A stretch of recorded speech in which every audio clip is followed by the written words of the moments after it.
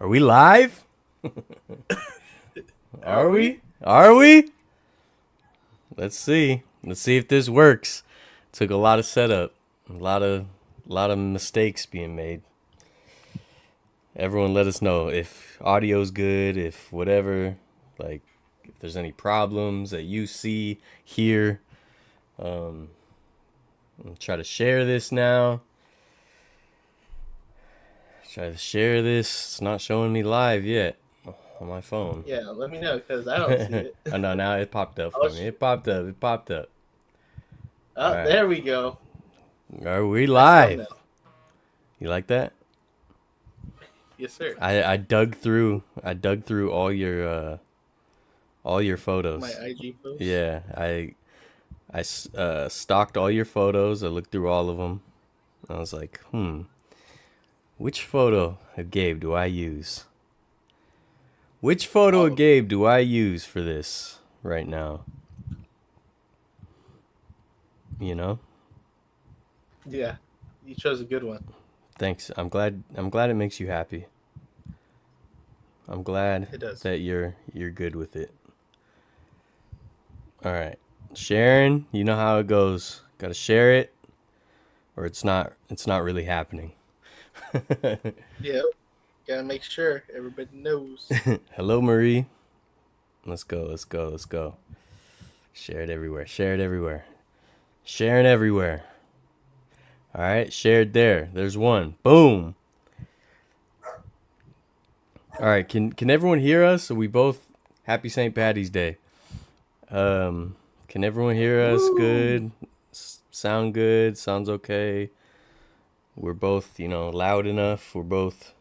I need to get better headphones. Well, these are good headphones, but I want smaller ones for when I do this. I don't want the headphones just I don't know. Feels too big, you know what I mean? Yeah. All right, well, The buds. yeah, that's what I have some really expensive Bluetooth ones that died on me. They're Sony and they died and it wasn't cool. I wasn't happy about it. Okay. We're getting there. We got a lot of social media nowadays. A lot of social media. What was that? What? Big ding. Bing ding doing. I don't know. All right. What do you got going? What's on your t-shirt? Let's see what's on your shirt. My shirt? Yeah. I got JB Wendelkin, the Transformer, the OG. Your boy. Miss that guy. My boy. He's still in Japan. So, That's cool. I figured Nat took my last dive bar shirt, the Kelly Green one. So I was like, I can't walk around without any green. And then so I found this one and I was like, why not? We're gonna go with JB today.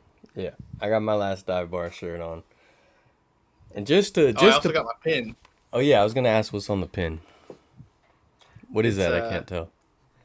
It's Masa Wrap, the lemonade. Yeah, that's right. Real quick. I love the lemonade.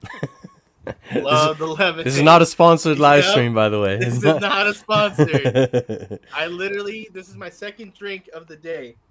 Right here. There. I told you. That stuff is fire. If you guys ever see their truck or their tents or whatever they do they have a truck? They have a tent. Oh, they have just a tent? Okay. Uh-oh, you froze. You froze. Did he freeze? Or is that me? Am I losing it? I don't know. I don't think so. Okay. All right. I don't know, buddy. I don't know. I'm moving stuff. Don't BS a BSer, okay? All right. Sorry. I'm still trying to share this, so I'm still distracted. I apologize. Here. Apparently I did freeze. Okay. Oh. See? Nat called me out. They have content creators on one screen. How does that make you feel? What's up, Jack? What's up, Josie? Hello, people. Hello, my friends. You got a Cell shirt on today? The green one, I imagine? Bay Area Throwbacks, what's up? Oh, this is not sponsored. We can Thank you, Jack. yeah, appreciate you, Jack. So I do have a question that someone had asked. I showed you, but we'll get into that after. I figured we threw some ideas around to what we could talk about, and I figured we'd talk about I guess how we got to know each other. Yeah, you know what I just realized? I just realized this overlay that you guys are seeing, I made little graphics trying to make it look cool. I totally forgot to put our names in the name panels there. I was gonna have our names in it. That was silly. That was It's alright. yeah. There's so much to set up that it's hard to remember it all. It's hard to remember it all. But yeah, so let's talk about so I know that I don't remember how like we started following each other on YouTube. You know, the drink of the stream is not sponsored with Dr. Pepper Zero Sugar Cherry. I'm trying to cut out sugar like almost completely if I can, which is really hard because I don't really like sweets, but I like bread. I like stuff like that has a lot of sugar. So, and I love soda, so that's hard. But anyways, yeah. Do you remember why we followed each other or what? I don't, cause I just remember you were just someone that I subscribed to, but I don't remember how or when. Um, Honestly, I don't really know. I want to say it's because, and I'm just being honest here. I'm pretty sure it's just because I was fanboying you and watching your stuff. That's not true. Because That's I was watching a lot of his content way before I even like talked to him, and I think there was a couple things where I think I followed him on Instagram, and this was like back in like 2022, and like I would message him like kind of like, oh, I'll see you at like at some A's games if you go, and like he would be like, oh yeah, like I'll be there too or whatever, and it wasn't like any full on conversations. It's just like a little. I'm responding to his stories. He would then start to respond to mine, and we kind of just followed each other, but we weren't like friends yet. And then it wasn't until like I was trying to get him to come to an A's game, like at one point, like whether it was like a A's Giants game or just like a simple A's game. Um, and one day he showed up to an A's Rays game, um, and that's when we met Adam the Woo, and then we also ended up somewhat collabing with each other. That was like our first time like collabing with each other and having a full on conversation until we all split up again and we went into our own separate way until we took a picture on the BART ramp, which was yeah. pretty cool at the end. I think it might have been because I did do a video at an A's game. I think the season before, but we didn't know each other. Mm-hmm. So it might have been maybe that video. Either like I was looking at other creator videos or you saw that video or something. It was probably something along those lines. But yeah, besides that, like it just felt like I just knew who you were. Like I don't know how exactly, you know what I mean? Yeah, But yeah, so yeah. what happened with the that game is I remember that was when the A's were. I'm sorry, I'm trying to fix this overlay. What happened was those games, those were, when the games were, it was all over the news because the A's were having low attendance. It was a thing, right? And Mm-hmm. people weren't really paying attention to why. And I know from being around, and like I've said, like I know how awesome the A's fan base can be. As I've said, I envy you guys in a lot of ways. The culture building that you guys do, things like that. And I like to be there for any kind of sports history. So with that, I was like, well, I want to go document this. So I'd been planning to, and if you guys know me, you guys know that like I'm always just I have a million ideas. Like no matter what happens, I'm gonna die with ideas on the table that I won't finish. So there's always like, oh yeah, I want to go do that. I want to go do that, and it's hard to get to it because there's so much to do, and because I just work too much. I just don't have a lot of free time. But I was like, man, I really want to go do that. And I know you were, consistently doing videos there. So I would check in and be like, oh man, I got to go. And I think that week leading up to it was when like attendance was at its all time low, where the news picked it up. And so you went and then like you met Adam the Woo the night before. And I was just like, man, like even Adam the Woo's there. Like, I got to go. And you're like, I'm going again tomorrow. And I was like, let me see. And I just spur of the moment made it happen. And I'm glad I did. I got to meet Adam the Woo too, which was cool. And I got to meet a step up, even Gamer Athletics. So that was pretty cool. And I think I said it. I said it in that video that I just always appreciated what you were doing and what you were really bringing to like to YouTube. Like all your content was very just genuine. It was just like you weren't trying too hard. Like a lot of people, there's a lot of people, a lot of YouTubers, and they're just trying too hard. And I feel like I'm someone who I try hard, but not in like I'm not like a desperate way. I'm not like, so I felt kind of like, oh, this is someone that, I understand that he just wants to put out cool videos and do his thing. And he's not trying to like, he doesn't have an ego. Like he's just doing his thing.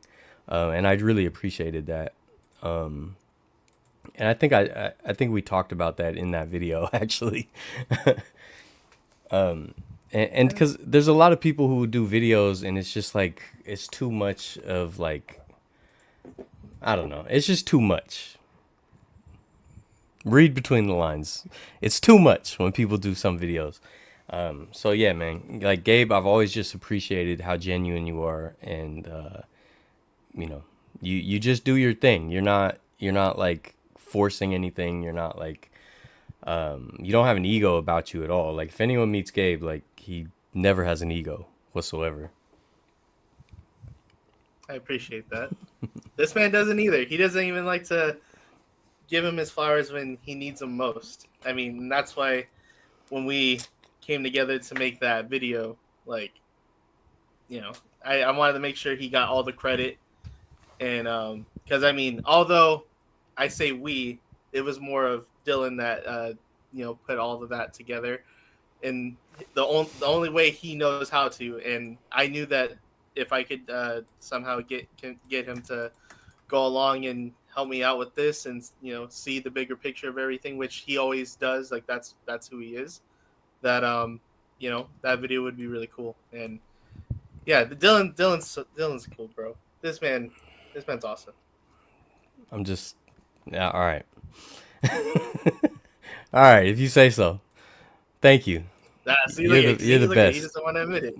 You're the best, Gabe. You're the best. Yeah, I'm all right. I think I can fix this overlay, which is pretty awesome. Let's see if this works. That the video made me cry. What video? I feel like it's the Unite the Bay video. Oh. I think I've said it multiple times. That video has made me cry.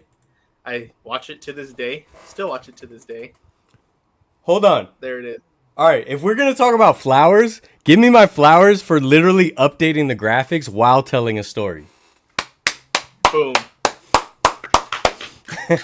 I'll make it look better. Flowers, I'll make it look better. Yeah, I'll make it look better chat. next time. It doesn't look pretty, but I will make it look better next time. But at least now you know who we are. You know what I mean? Yeah. That's good. Yeah. Let me catch up on chat. City Boys, if you know any food joints that will sponsor us, I'm down. Waterloo, I love Waterloo. It's one of my favorites for sure. Um, Marking over me? Oh, because the thing, the splatter? I don't know. Unless I missed something. Dylan, What? in wrestling, Mm-hmm. we call people a mark. Essentially, it's another way of Oh, saying yeah, that yeah. you're fanboying. I Yeah. know that term. So that's what they're saying. We can Yeah. talk wrestling in a little bit too, because I had some stuff come up that I want to talk about. Oh, interesting. Oh, Lightning We Dragon has a didn't have question that. for you.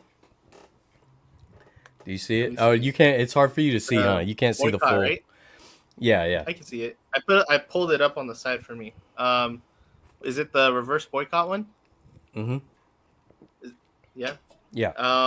And a short answer is yes. There will be multiple um, boycott games this year. I don't think they're going to be reverse boycott, meaning like doing where we fill up a stadium and doing that again. As far as I know, but there will be multiple boycott games this year. Opening day is one of them that we're going to be doing it in the parking lot where nobody goes into the stadium, which is going to be kind of ironic when you find out that I probably will end up going into the stadium to get footage for inside. But other than that, like Traitor! we're not Traitor! No, inside. I'm just kidding. I'm just kidding. You have someone has to uh, document. Someone has to document. yeah, Yeah. that's what I was talking with the Summer of Cell documentary of like what we should do, and because kind of like I don't know if most people know this, but those two guys, Jared and Gabriel, they live in different areas. They're not really close to Oakland. Uh, Jared is somewhat close. He lives in Sacramento, but he's it's a bit of a drive to come out every single day, like kind of like how I do. So they're kind of relying on my footage. So that's why I went out and I upgraded my camera. I got some mic equipment and some other stuff that I can try to do to help out with the documentary wise. So yeah, like it sucks that I have to go inside, which there's some things I want in there, like the opening day pin. So like little thing for me and Brian, of course. But yeah, there will be multiple boycott games this year. As for reverse boycott games this year, I'm not sure. But you're probably gonna have to follow Last Dive or the stay tuned for all that information. I believe there's a link that has that will be updated throughout the year that has what dates, because I think what it is that instead of going to the games itself, they think they're trying to bake it to where nobody goes, and like for say we go to a Roots game, all the group, a fan group, kind of don't go to the game and just go to a Roots game or go to an Oakland Ballers game or go to so and so something else. Maybe we go watch the game in a some like I don't know, like a big enough place to where we can all host a lot of people. So instead of just giving John Fisher money, we just watch it somewhere else essentially. So Sounds like a plan to me. Um, no, somebody does have to document it though, I think. And I honestly, I'll probably go to a game at some point. I do want to go to this upcoming boycott. I don't know if I'll be able to yet. I definitely want to, and at some point, probably aiming towards the very end of the season, I'm gonna go to a game. Just because we don't know if that's the last time in the Coliseum, and as a stadium nerd, I gotta see it one more time.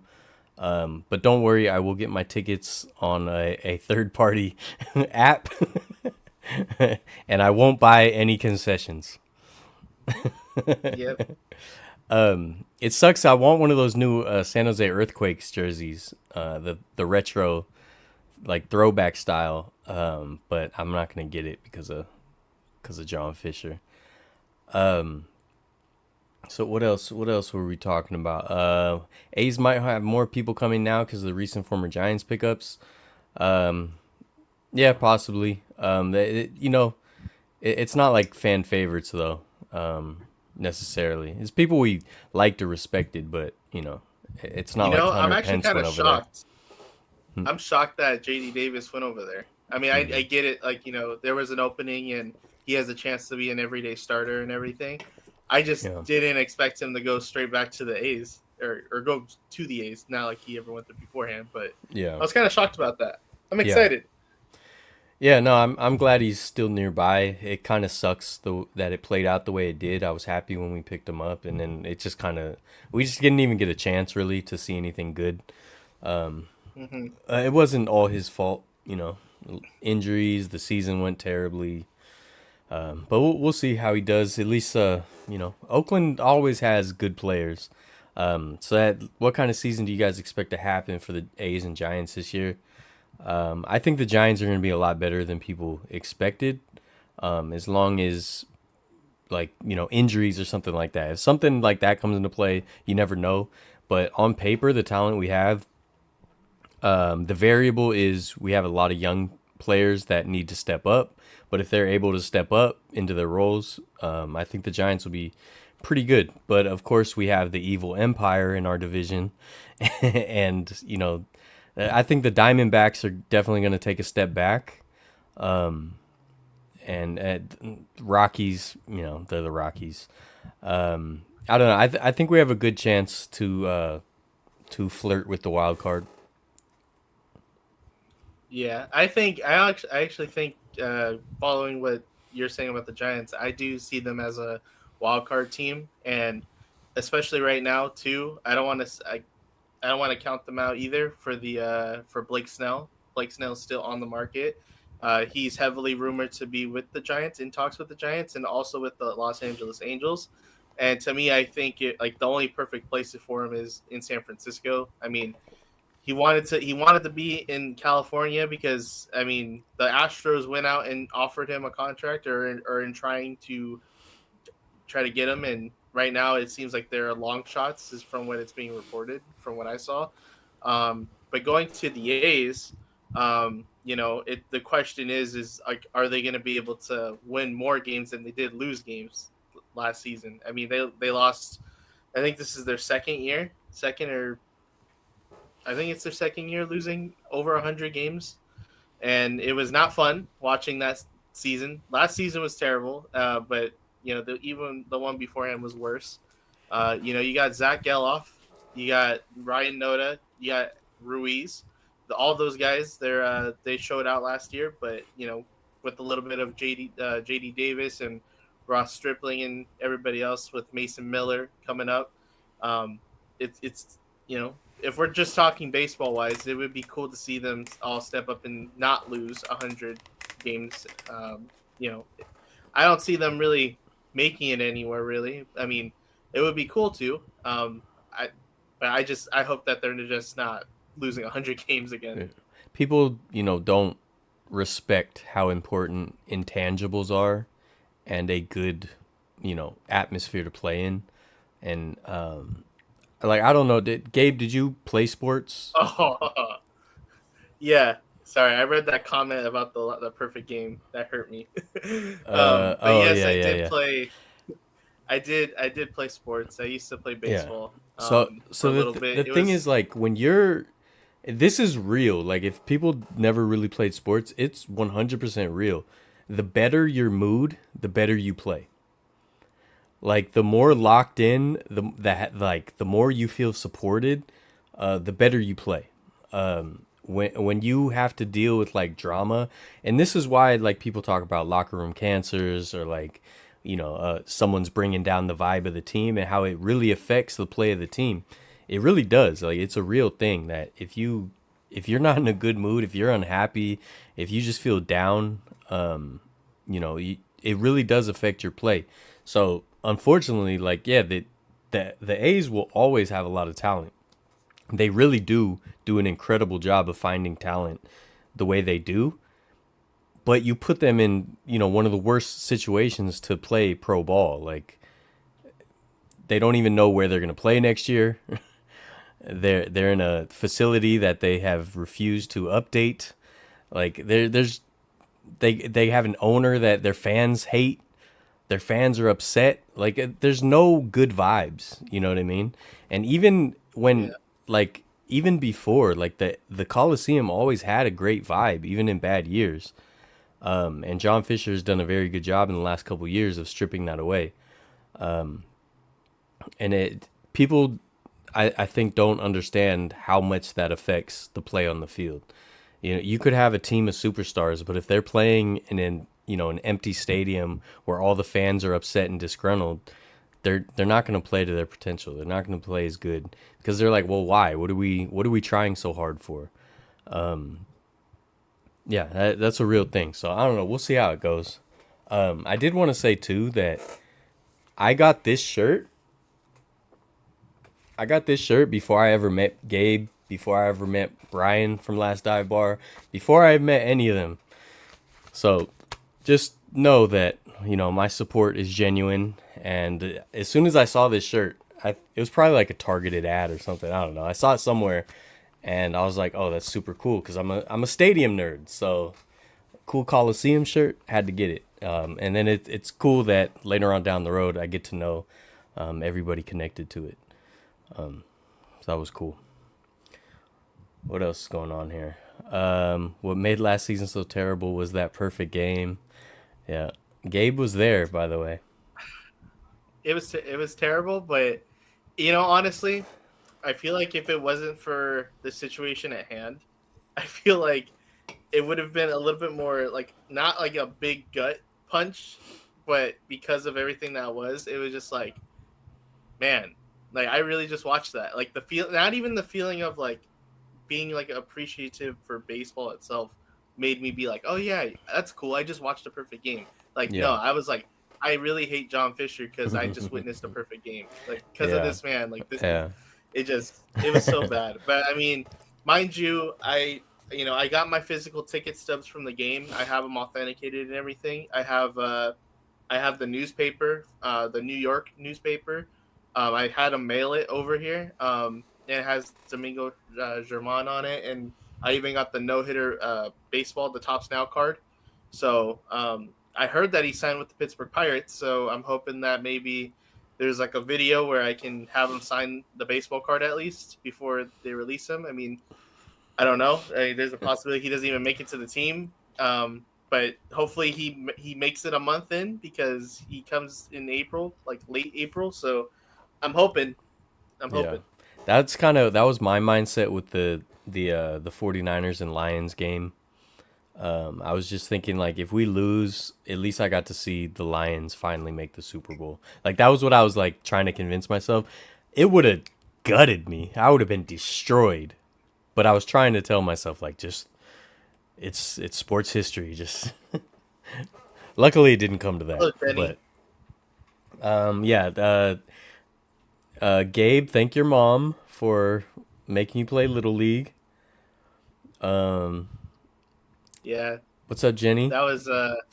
I really did not want to, but I mean, what's funny is that I didn't. I didn't. I That's the one thing I do wish is that I like the stuff that I love now, that I loved it then because I feel like things would have been different. Like, who knows? Maybe I would have like obviously been like you said more like I guess locked in and kind of more focused and trying to do better. But I just wasn't, and I didn't see that. But obviously, as I stopped, that's when I see like the things that I see now. It's like, I could have probably done that. But Yeah. yeah, thanks, mom, for getting me to basically like baseball, and Yeah. now I'm doing this crazy stuff. Now you're a baseball Did you guy. play baseball? Did you play baseball? Yeah, I did. Someone asked in the comments. Yes, What Lightning Dragon, position? I did. Mostly shortstop. Okay. Okay, Brandon Crawford. I played one season at third base, and I pitched a lot too, but I hated pitching. I never pitched. I didn't want to. I didn't want to do I it. I was afraid hated it. that someone would do a comebacker at I me. hated it. I hate it. I was so scared, and I like one year I was a starting pitcher for the All Stars. Hated it. Hated it. Every pitch was terror. But I was, like, pretty good. That fear. That fear. But as I got older, like high school age and stuff, I was a late bloomer, so it was hard to keep up. And I'm not super tall at all, so being a pitcher was difficult unless you're Sergio Romo. But yeah, no, I played shortstop for most of my playing days. I still have some of my like knickknacks, trophies, and signed balls from the teams and stuff somewhere. But yeah, I definitely miss baseball. I wish I wouldn't have quit. If anyone knows any like softball leagues, I might join. I wish I could. I don't have time. That's the only problem. Dang. Yeah. I was gonna say my friend Daniel, he plays it, but he gets hurt all the time. So Yeah, no, I definitely miss baseball. Yeah, so I remember I went to that game. I met you there. I sat with you for a little bit in left field, and I went to my seats. And I remember that, historically low attendance that couple weeks, and the Coliseum ushers were still being mean to me. I was just like, come on, guys, come on. And I moved down because so Adam the Woo was like two sections over, or like three sections over. He was like right by the Rays dugout, and I was right behind home plate, like right behind home plate. But I was in like row 10, and he was in like row 3 or 4, right? So I walk over and I go sit with him, and we're talking, we're chatting, and the usher comes up and it's like, you have tickets here or whatever? I'm like, no, my tickets are over there. He's like, oh, you got to go back to your seat. And I was like, what? I was like, my seats are better. Like, I'm downgraded. He's like, you got to sit in your seat. And I'm like looking around. There's 50,000 empty seats. Like, what are you tripping on? Like, literally, there's nobody around me. And I remember that video kind of went viral on like on TikTok or whatever of the ushers like tripping on people. It's funny when I think it's like to me at least. You've been to a lot of games like elsewhere, but I really feel like it's a Bay Area or California thing. They trip on like security stuff so much more than other places. Or it might just be like a big city thing, or like California, New York, like places like that maybe. Cause like when mm-hmm. I went to a basketball game in Portland, it was like these sweet little old ladies. They didn't care. They didn't care about anything I was doing. I like asked, can I go on the court? They're like, yeah, just don't go too far. Like they didn't trip on any of my camera stuff, nothing. They were super sweet and cool. And then I get back to the Bay Area, like I remember the same time period that I went to Portland. I go to a Warriors game at Oracle Arena, and this lady's like yelling at me about my camera lens, like it's too big, like camera, and she's like yelling. And I'm just like, I've been coming to games here for 30 years. Like, like you're yelling at me like I'm some like I don't know what's going on here. I know this place up and Yeah. down. I've been here a million times, and you're yelling at me like I'm some outsider. I don't know. What do you think? Have you had that experience other places? Um, Not I don't think I don't think anywhere else really. San Francisco, I definitely have never had that interaction yet, or anywhere else yet for that matter. The only place I really have had it is at the Oakland Coliseum, which is kind of weird. I don't know. It just there's been a couple times. I mean, mind you, like I think for the past couple seasons, I've been going and I've been going straight to the dugout trying to get autographs, and you know the rule was always I could not stand in 119, which is that one section right where the players walk out of on that aisle, and so I had to stand on the other side, and I didn't have to have a ticket there. And then what's funny, right, is my sister used to work at the Coliseum for a little bit, and she actually got the handbook. That's when I And I first looked met at her. her handbook. I looked at the handbook, and I looked at autographs. There's a section that says autographs, and it says fans cannot sit or stand in section 119. They have to have a ticket there, but they can stand there for batting practice, which batting practice was taking place. So I was like, cool. Now I know the rule because it says it in the book. I go there and I stand there, and the usher's like, do you have a seat here? And I'm like, no, that's why I'm on this side. I'm in section 120. I don't have a seat here. I'm only here for autographs. And they're like, oh, well, you can't stand here because you need a ticket. And I was like, in your book, it says, you know, that rule, which is you're supposed to I can stand here for batting practice, which batting practice is taking place. And as I came here last year, I've come here the year before, and I've been, I was like, I'm not trying to sound like entitled, but or like whatever, but this is the rule.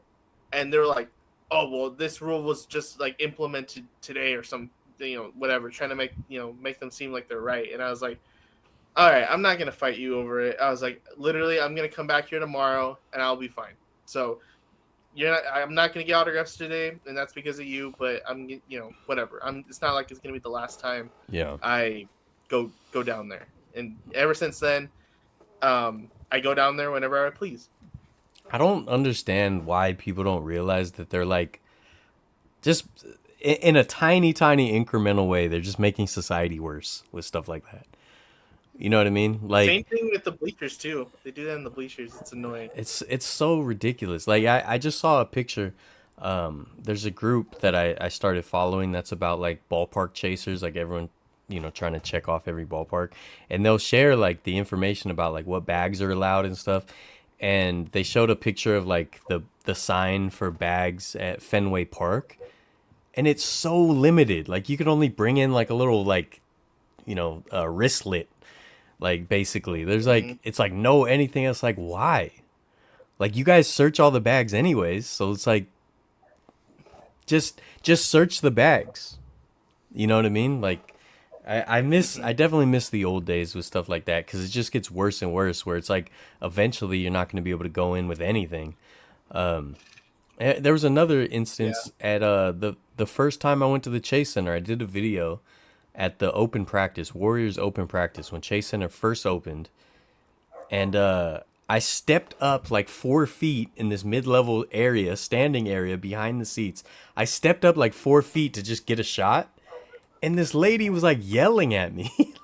Like, you gotta stand back. You gotta stand. I'm like what do you get out of this? Like, it makes no sense to me. I'm a lifelong Warriors fan, and you're just gonna be rude? Like, you just got hired. This place just opened. You just got hired. You got onboarded 2 weeks ago, and now you're yelling at a lifetime fan.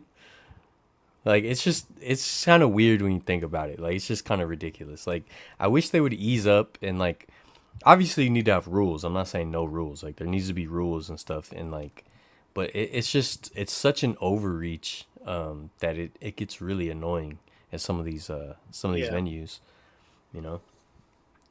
Are you guys friends with the hot dog vendor at the Coliseum? Hal, the hot dog guy, I assume? Yeah.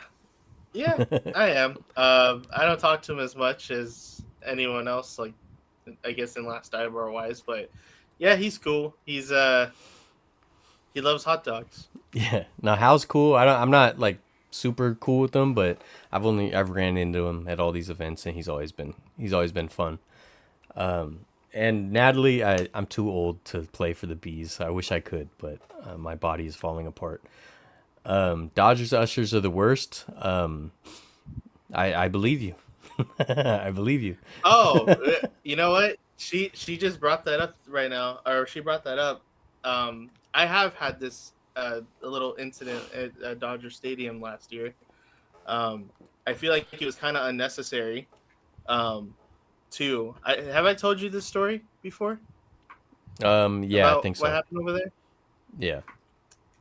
Should I tell it, or do you? Yeah, go ahead. You can't tease the people like that and then not tell it. Oh, okay.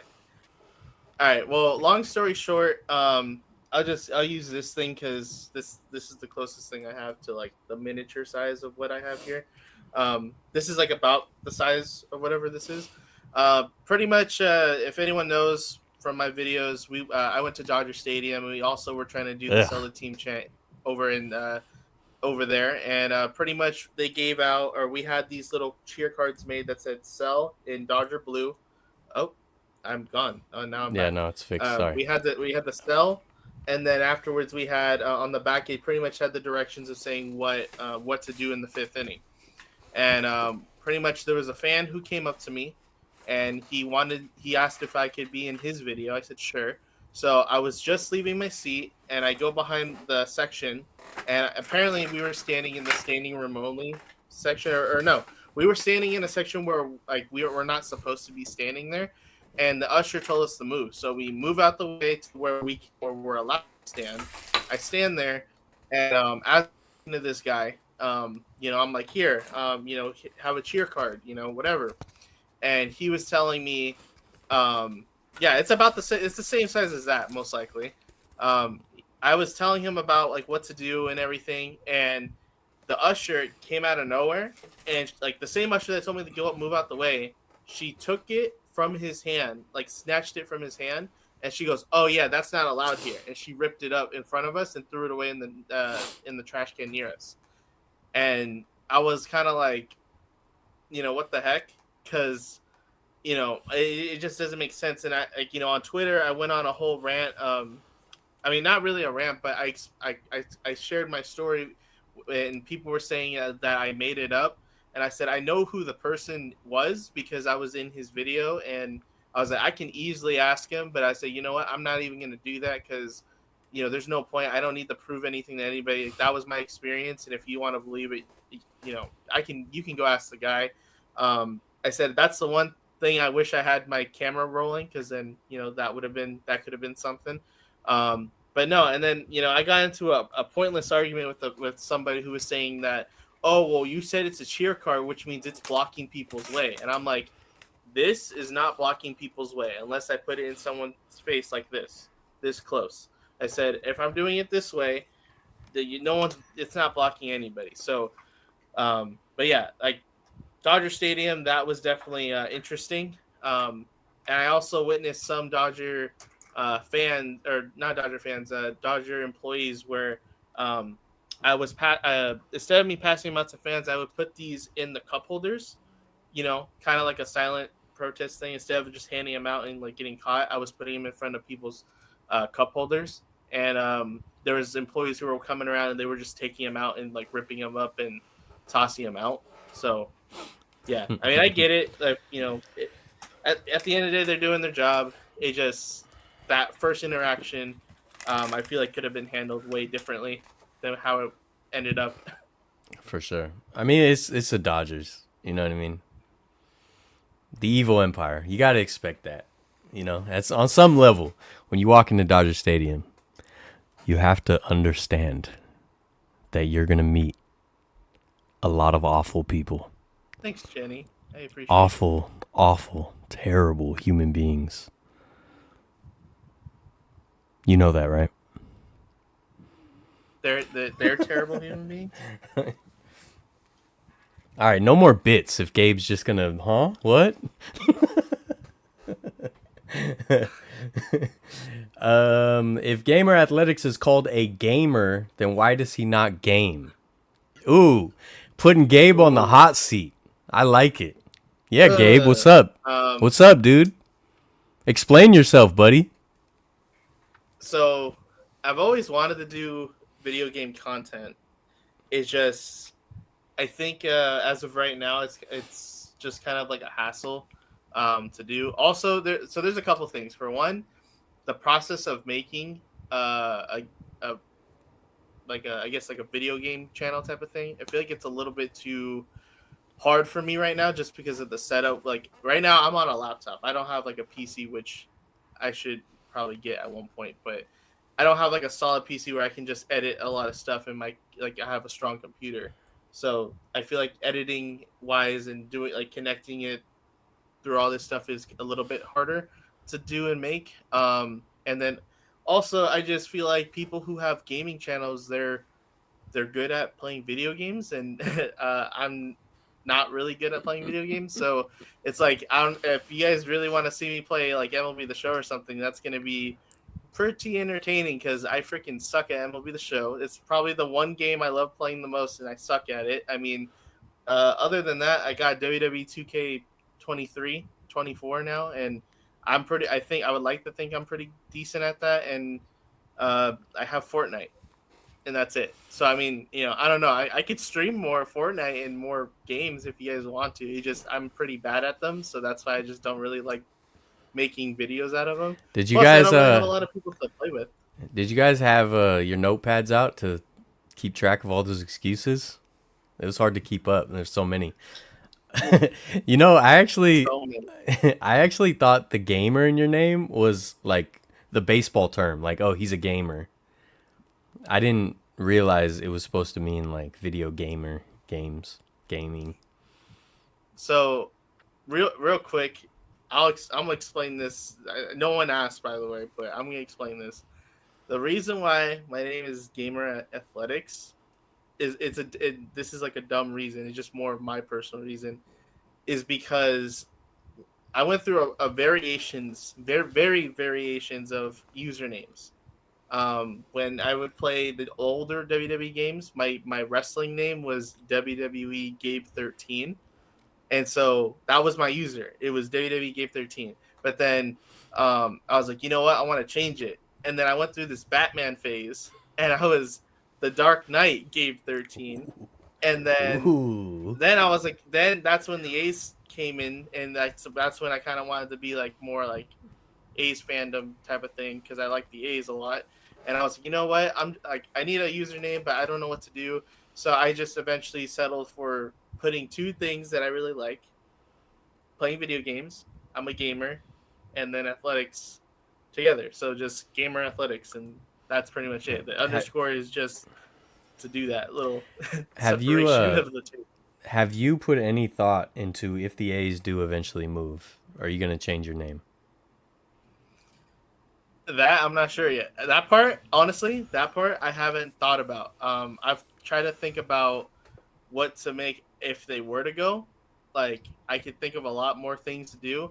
Part of me wants to think like I could change it and just settle for something else, or I could keep it the same to kind of keep the legacy of what I have or Mm. had.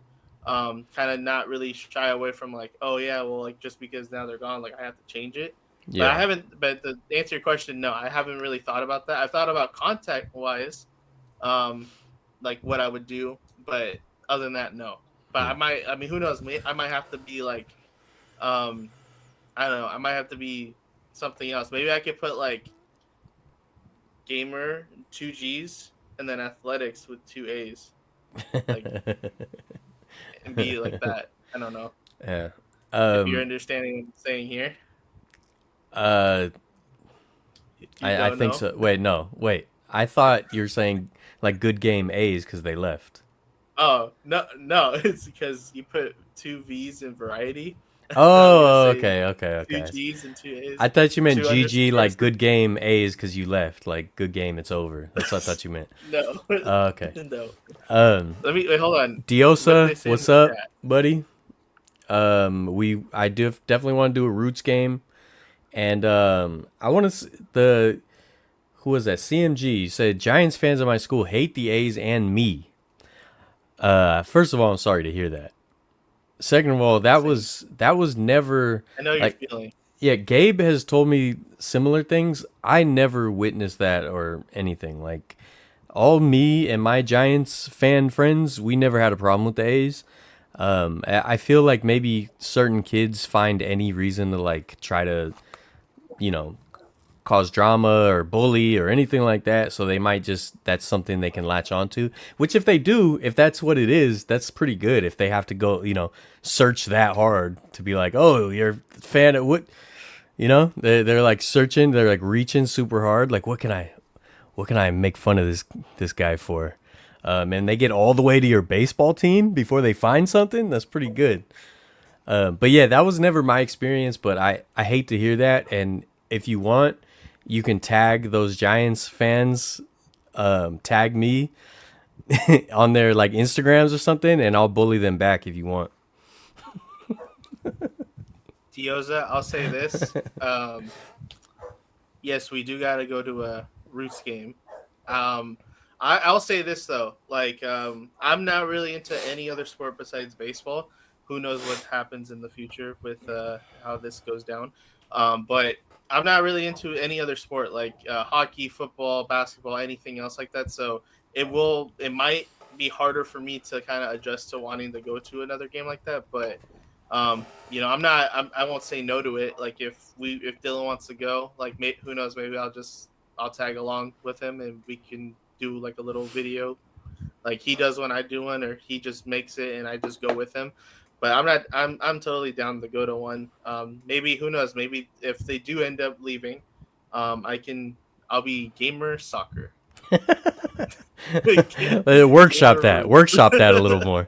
Um, Yeah, we'll have to work that out. But then CMG, for what you were saying, I'll just say this is like what Dylan was saying. Like they're just people are mean sometimes. You just kind of have to ignore it and just follow what you like. I mean, I sometimes if you let people mess with you or bully you to where you really like something, it kind of makes you question if you really do like it, and that's kind of like what happened with wrestling. There was a lot of people who didn't like or who didn't like wrestling at my school, and they would actually make fun of people. So like part of the time, which kind of sucks, I didn't want people to know that I like wrestling.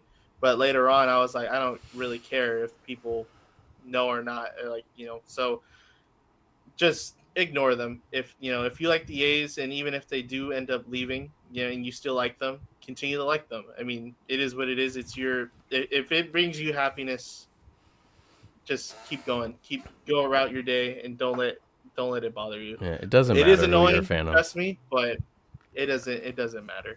Yeah, the thing is, And so like Natalie said, people who hate others for a sports team are weird. Like, yeah, I don't hate anyone for their sports team, but if you're a Dodgers fan, I will think less of you, but I don't hate you. You know what I mean?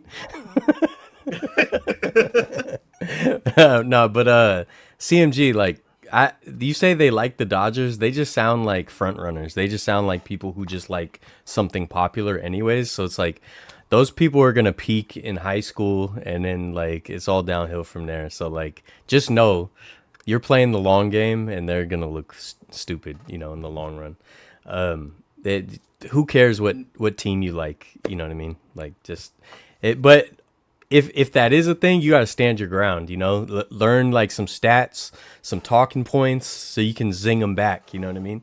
And if they like the Dodgers, just you don't can be bring like up my what I friend said Martin. last week.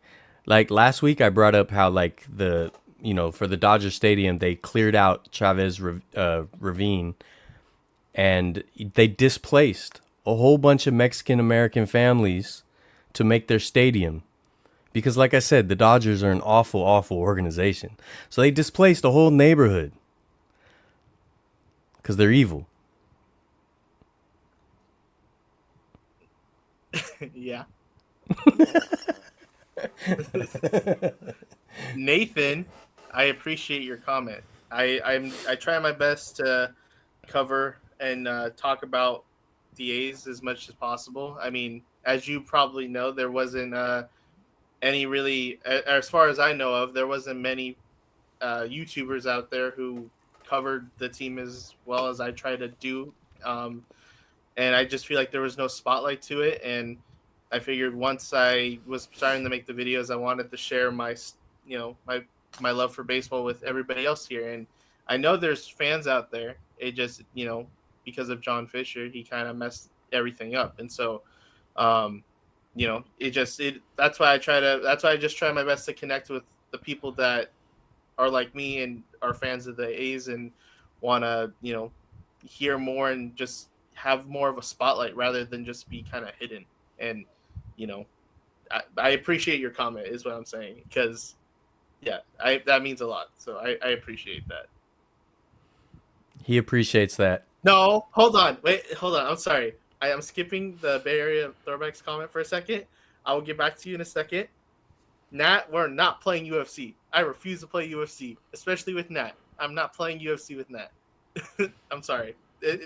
Nobody else knows why I'm saying that except for her right now, and we're not doing that. I don't even play. I don't play UFC. I don't really play games anymore. I like games, but I just don't have time. But my brother sometimes when I'm in San Diego will challenge me to UFC, and I'll put the mittens on him, and then he doesn't want to play anymore. Yeah, that's probably what I'm going with right now. If I wasn't doing it. Oh, you respect the Dodgers organization? Jenny. Don't say that. Yeah, I'm behind on the comments. Now I see why you don't answer my comments half the time. Yeah, sorry. It's hard to keep up sometimes. Like I've watched like back a live stream, and I'll look at the comments and be like, oh, I didn't even see that. So I apologize. I don't try to ignore Let's anybody. see. Um, I see. and CMG. So you're That's out in true. Fresno, huh? Yes.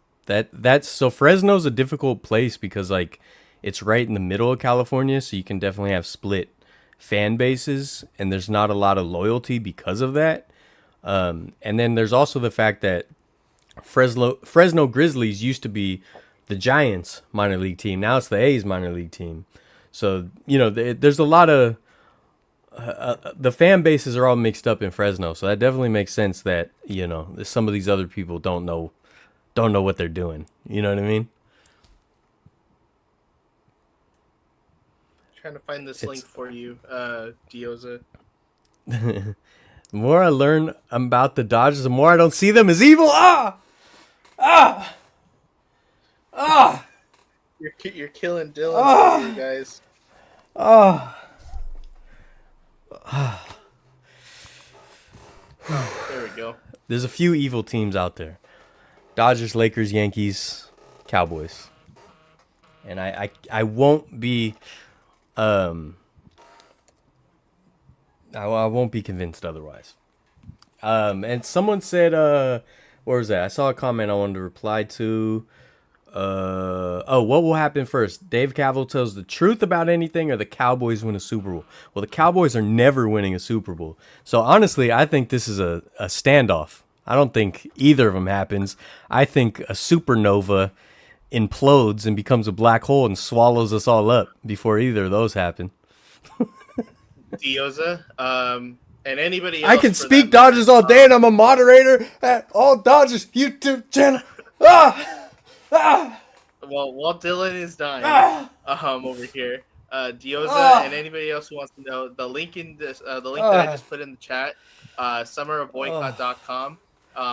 This is that link. If you go click into it, it gives you updates on all the boycotts that we are planning on doing. It updates every once in a while when they decide to upload it with more information.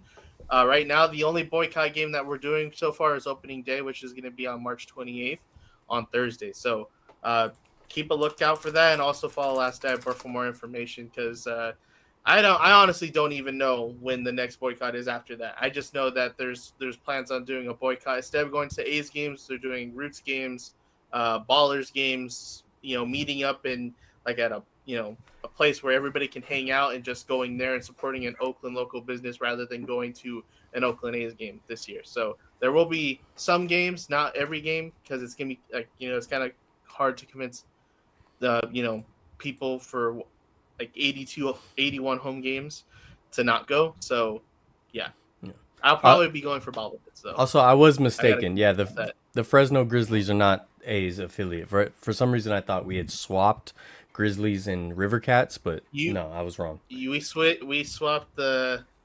You guys took the River Cats from the A's, and then the A's went and got the Nashville Sounds, and then I don't know what happened to them, but then they got the Las Vegas Aviators. Okay. Yeah, and actually, that's what he just said too. I didn't know the Grizzlies are actually a Rockies affiliate now since 2021.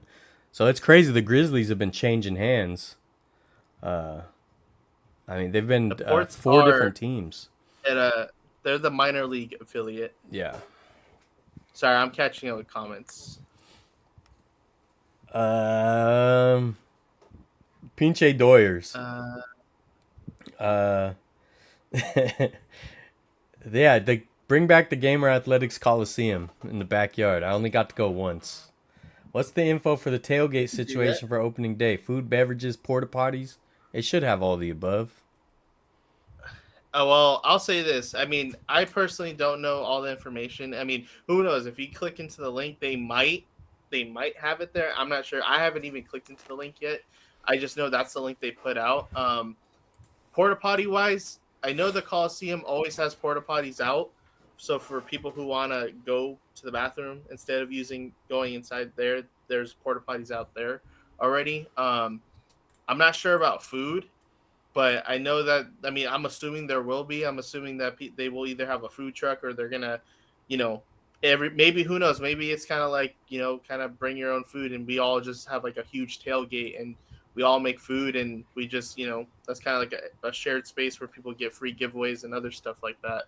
But yeah, like I said, I haven't talked to Last Dive Bar yet. but I'm not. I haven't. I'm not sure yet. I just like I said. All I gotta say, follow Oakland 68s and Last Dive Bar for more information. There should be more information coming out within this week, if not the week of. And yeah, I'm sure it'll be a good time either way. But Gabe, what was your first year as an A's fan? My first year as an A's fan. I don't know how. I'm trying to figure out how to answer that. Um, if we're gonna, I'll go with what I think you're asking is maybe like when I started becoming like diehard wise. I want to say it was 2014. Because like I said, I feel like I've always been an A's fan since I've growing up. It just I wasn't like as into the team. I would say I was more of a casual, and once I started getting to 2012, like 2011, 2012, that's when it started to become a little bit more fun watching wise. And 2013 was I got invited to a playoff game from my friend Ryan in high school. Didn't even really talk to the guy. He just knew that I was an A's fan and wanted to take me. And I asked my parents, and they said yeah. And they took me for free. I didn't have to pay anything for that playoff game, and I ended up watching the Stephen Vogt walk-off in Game 2. And it was like almost arguably like a top 5 experience for me. And that because of that game is what got me to love baseball and everything else even more, because it was seeing the Coliseum packed. It was seeing my first walk off and hearing the crowd erupt and seeing how the fans are. That's one of those moments, that's man. Pretty much what got me. That's one of it those was a moments. Life-changing experience. Yeah, absolutely. Let's see if this works. There's me. That's when I became a fan. Actually, I was a fan before that. You can't see it yet. Yeah, Gabe can't see it yet. I didn't set this up. I set this up last minute. But yeah, that's me and my sister at Disneyland, and you can see Lightning Dragon.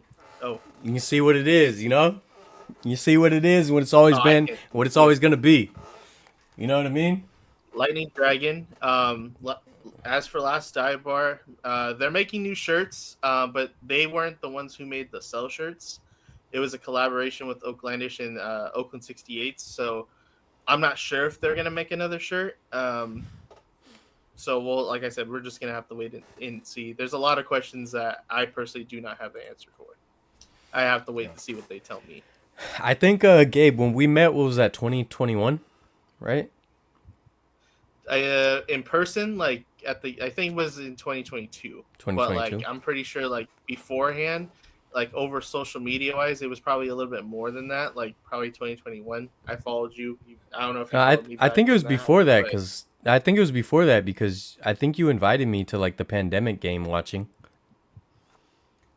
So let me look back, because the first A's video I did was in 2019. So I'm pretty sure that it was 2019. Because from what I got messages from you. The earliest that I have messages from you is March 31st, 2022. Yeah, I mean that's like what, text or what? That's on Instagram. Yeah, but I'm saying like we had left comments on videos and stuff, so I'm pretty sure, I'm very confident it was 2019 because I remember when the pandemic hit. I remember you were doing your watch party stuff at your house, and you invited me to one of them. Mm-hmm.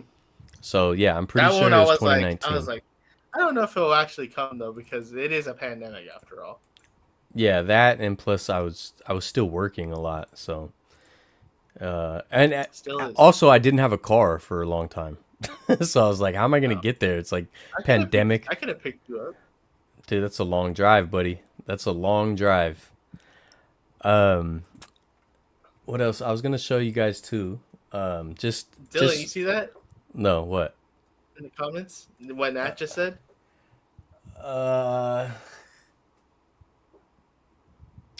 You have to be, you knew each other before Gabe and I knew each other. Said, do you know that Pixar Studios was the old home of the Oakland Oaks? I didn't know that, Diosa. Thanks for teaching me that. I did not know that. That is super cool. Hard to believe we won 87 games had Matt Olson 2 seasons ago. Now, Dylan and Gamer Yeah. Sasquatch Museum tour. Let's do it. I love that museum. That's one of my favorite fun little I'll I'll goofy episodes. I'll do you one better. Disneyland trip. I mean, yeah, I need to do that. I'm trying to plan it to take my niece right now. Here's this too. Gabe can't really see it, but you know, I can't see it. your boy was a killer. You know what I mean? Your boy was a killer. All right.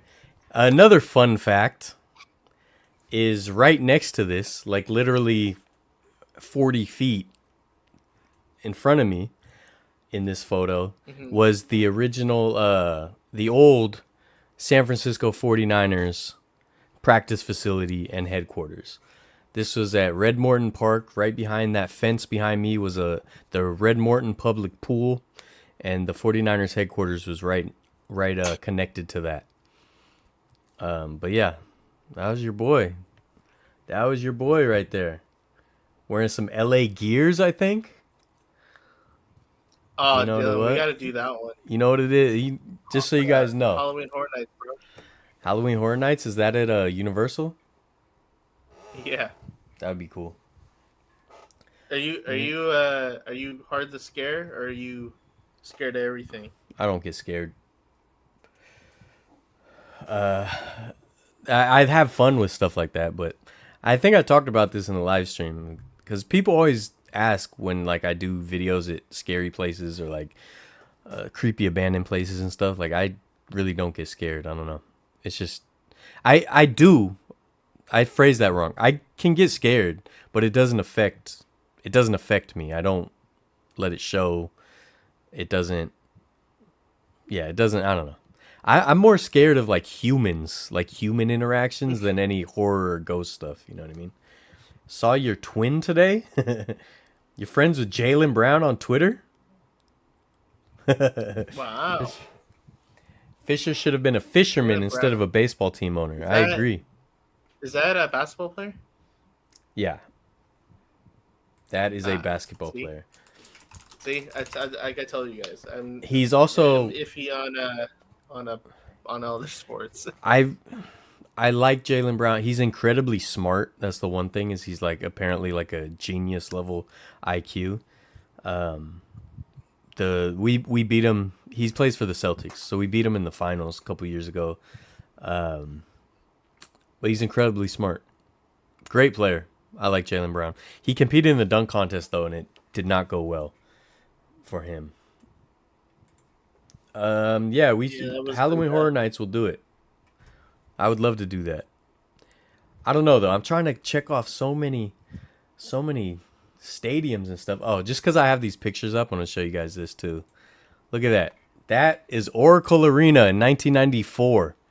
That old scoreboard playing the Charlotte Hornets. Larry Johnson, Alonzo Mourning, Muggsy Bogues. Look at that old court. I took this photo, by the way, with a disposable camera. There rose a Brother's Milk in San Francisco. My friend, you're gonna have to rewrite that. I do not understand. Is there Rose a Brother's Milk in San Francisco? Rose a Brother's Milk. I'm not sure what that is. Question for you, Dylan, Yes. is I don't know if you're able to say much about what you're planning on doing, but any teases on baseball stadiums Yeah. this year? Actually, yeah, we could talk about that. Like, Gabe had invited me on a trip that he's taking, and as luck would have it, I think it's the same week that I will be in the DC area. Hopefully, I'm trying to plan the trip right now. But I should be in the DC area soon. I also really want to go check off Kauffman Stadium this year, where Gabe's heart was broken, and then we mended. No, what's the opposite of heartbroken? We didn't mend it because it wasn't broken before. Fulfilled. Heart enlarged. We enlarged our hearts. Like a month later, less than a month later.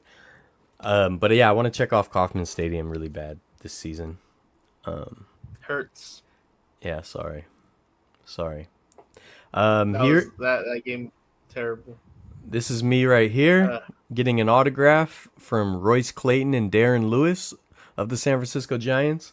So I got to do a really awesome. It was like a 1 week Giants camp when I was a kid.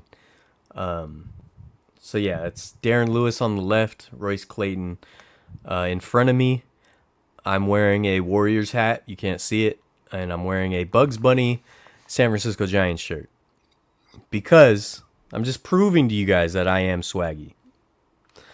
Royce Clayton was a shortstop, so I was a shortstop growing up, so I really looked up to him. So being able to get coached by him and get his autograph and all that was really cool. So yeah, it wasn't just autographs; they actually like coached us and stuff. It was super fun. Yeah. Sorry, I'm showing you stuff that you can't even see. I'll stop. I'll knock it off. I'll it's knock it off. okay. Rosa Brothers Milk. It's a California milk company. He's, I don't know about Rosa's milk. I have no idea what Rosa Brothers Milk. So yes, I have. I have seen that picture of him wearing the jersey. It's kind of funny. It looks kind of fake, yeah, and no, I I do kind of know not. how he got that. But yeah, Isn't the image of Elon Musk wearing an Oakland jersey? Oh, I gotta find that. I think that had something to do with Brian Yeah, I'm proving or that. something along that. But I forget exactly how that went. Brian has to tell me the story again. But I can only find like a really small version of it. while he looks for that, I wanted to piggyback off of what Dylan said about the trip wise. Yeah, the trip that he's planning on doing, which is in or he's trying to do DC. Um, Instead of going to another stadium for the A's this season, which there will be one. I will be going to the um, last couple of games of the MLB season, which is in Seattle. My first time going there. I'll be heading down there at the end of the season.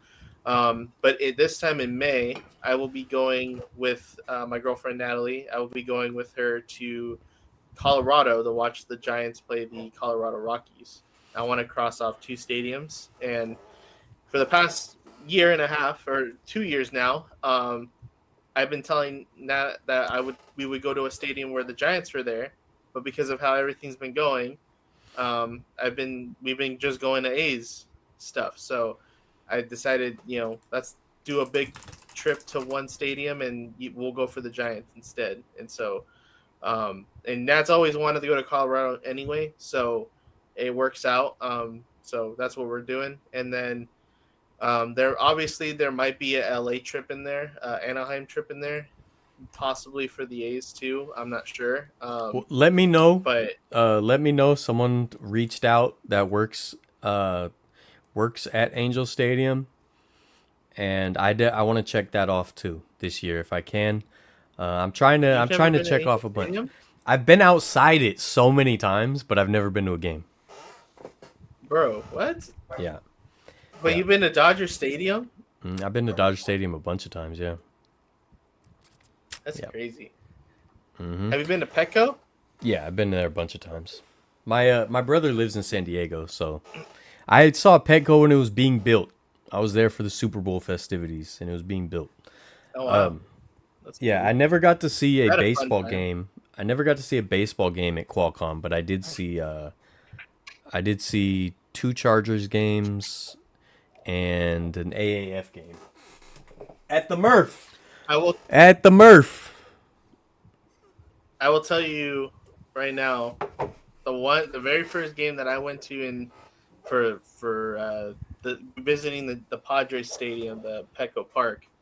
It was arguably one of the best games that I've ever been to as like a visiting fan wise. Mm-hmm. Because the A's were losing, and then Steven Piscotty hit a 2-run home run and tied up the game, and then they proceeded to go into extras and hit another home run, and then they won the game. So like, I just thought that was pretty cool. And I also at that point, I was like currently or at that time I was undefeated in going to visiting team stadiums, and so like seeing them come back, it's like, oh, like I'm still undefeated, guys. Yeah, and then Petco's the A's awesome. traded out for everybody. Yeah, Petco's awesome. Awesome ballpark. The when I first Any went, minor league stadiums? yeah, when I first went to Petco, it was cool, and then I went again after they did all their renovations, and it was even better. And the like kind of the gas lamp district had been kind of revitalized. I love that area. I love Seaport Village right there, which is apparently they always keep saying it's going to be redeveloped and closed, but that's been like 10, 15 years they've been saying that. Awesome area, awesome ballpark. For the most part, I don't have a problem with the fans. I did tell the story last week of almost getting into it with a Padres fan down there, but for the most part, awesome ballpark.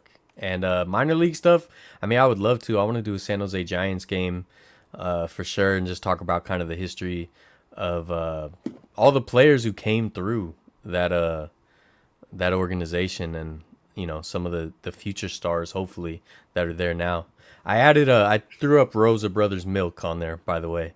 I do love flavored milks, so I'm gonna keep an eye out for this. I don't know if I've ever had this.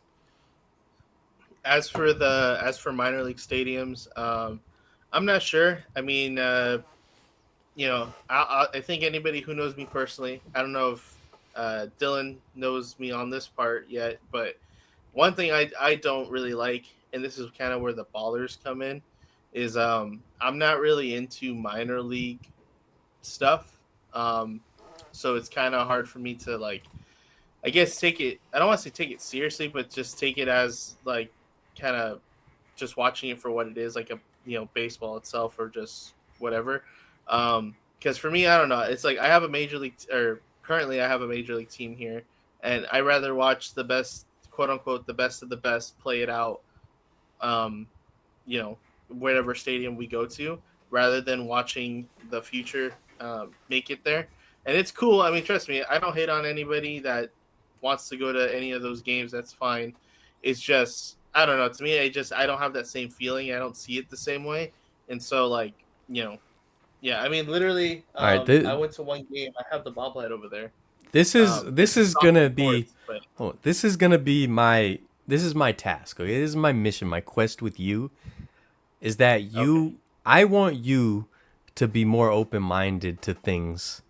Cause Well, no, no, but listen. You love the things you love. You love the A's. You love gaming. You love WWE. You love Natalie. You love your family, right? And those are all great, incredible things that you love. And it's great that those are your things. Gabe has his things, right? But you need to have fun doing things that might not necessarily be your thing. Like, for example, like my mom occasionally will just invite me to some random like Broadway show. I say yes every time. I don't like Broadway, but I still have a great time. It's still fun. I used to love Phantom of the Opera. We used to go every year. That was like my mom and my aunt's thing. I love Phantom of the Opera, but like otherwise, I don't like musicals. I don't like stage shows. But if you go and just put yourself in the moment, it's great. And that's the whole point of this channel, Gabe. we'll see. And that's what I was about to tell you is that like I said it with the Roots, and that should be something because a lot of like anyone who knows me, I'm not even really a big fan of soccer. I think watching soccer is just crazy to me. Like to me personally, from what I know, I couldn't watch it. But I mean, with everything that's going on, I mean, Oh my I wouldn't. It goodness. doesn't hurt me. It doesn't hurt me to want to try it. So, like I Yes, said, that this it's is like my I need to get you to see things outside of what you just like, right? Because the thing is, I was I the know, same. and I was the that's same way. I was the same way. Trust me. Not quite that compartmentalized, but like definitely I was a little bit. But like I'm telling you, once I started saying like yes to things and like, oh, I'll go check that out. Like why not? I'm telling you, it's cool. It's cool to do that. Like I'm not into rock music really, right? Like I listen to hip hop. I listen to like R&B. I listen to old jazz. And my brother, my little brother Jet, the boy himself, he's really into like the Rolling Stones and the Beatles and stuff. So they invited me with my cousin Pickvan, who's in here, to a Rolling Stones concert. I don't like the Rolling Stones. I mean, I respect who they are, but I don't listen to the Rolling Stones. Never once in my life have I ever put on a Rolling Stones song. I went to the Rolling Stones show with them, and it was awesome. It was incredible. We had so much fun. You just have to like let loose. Don't be judgmental. I'm not saying you're judgmental, but I'm just saying rid yourself of these things. Enjoy things for what they are, and I'm telling you, it's so much fun. Yeah, I mean, that's the whole thing. It's like, I want to. It just I don't know. It's kind of like I guess right now because of like how things are. It's kind of like how I see it as is like at least for currently in the moment is more of it's like the thought of kind of in which I get that it's not trying to be, but it's also kind of like thinking of like possibly the thought of me replacing Ruben just whatever it boomed is. you. What? Ruben boomed you, dude. Your whole slogan. Your whole slogan Well, says that you let's should see. enjoy minor league ballparks because they're awesome. That's what your slogan is. You know what? This isn't really my thing. I'd rather be watching WWE, but I'm going to go enjoy it anyways and get some cotton candy and a churro and sit there and I'm going to enjoy the ambiance. That's your slogan. See, I didn't say I wouldn't go. I Ah, just said I that would. you'd be a grump. No, I didn't say that.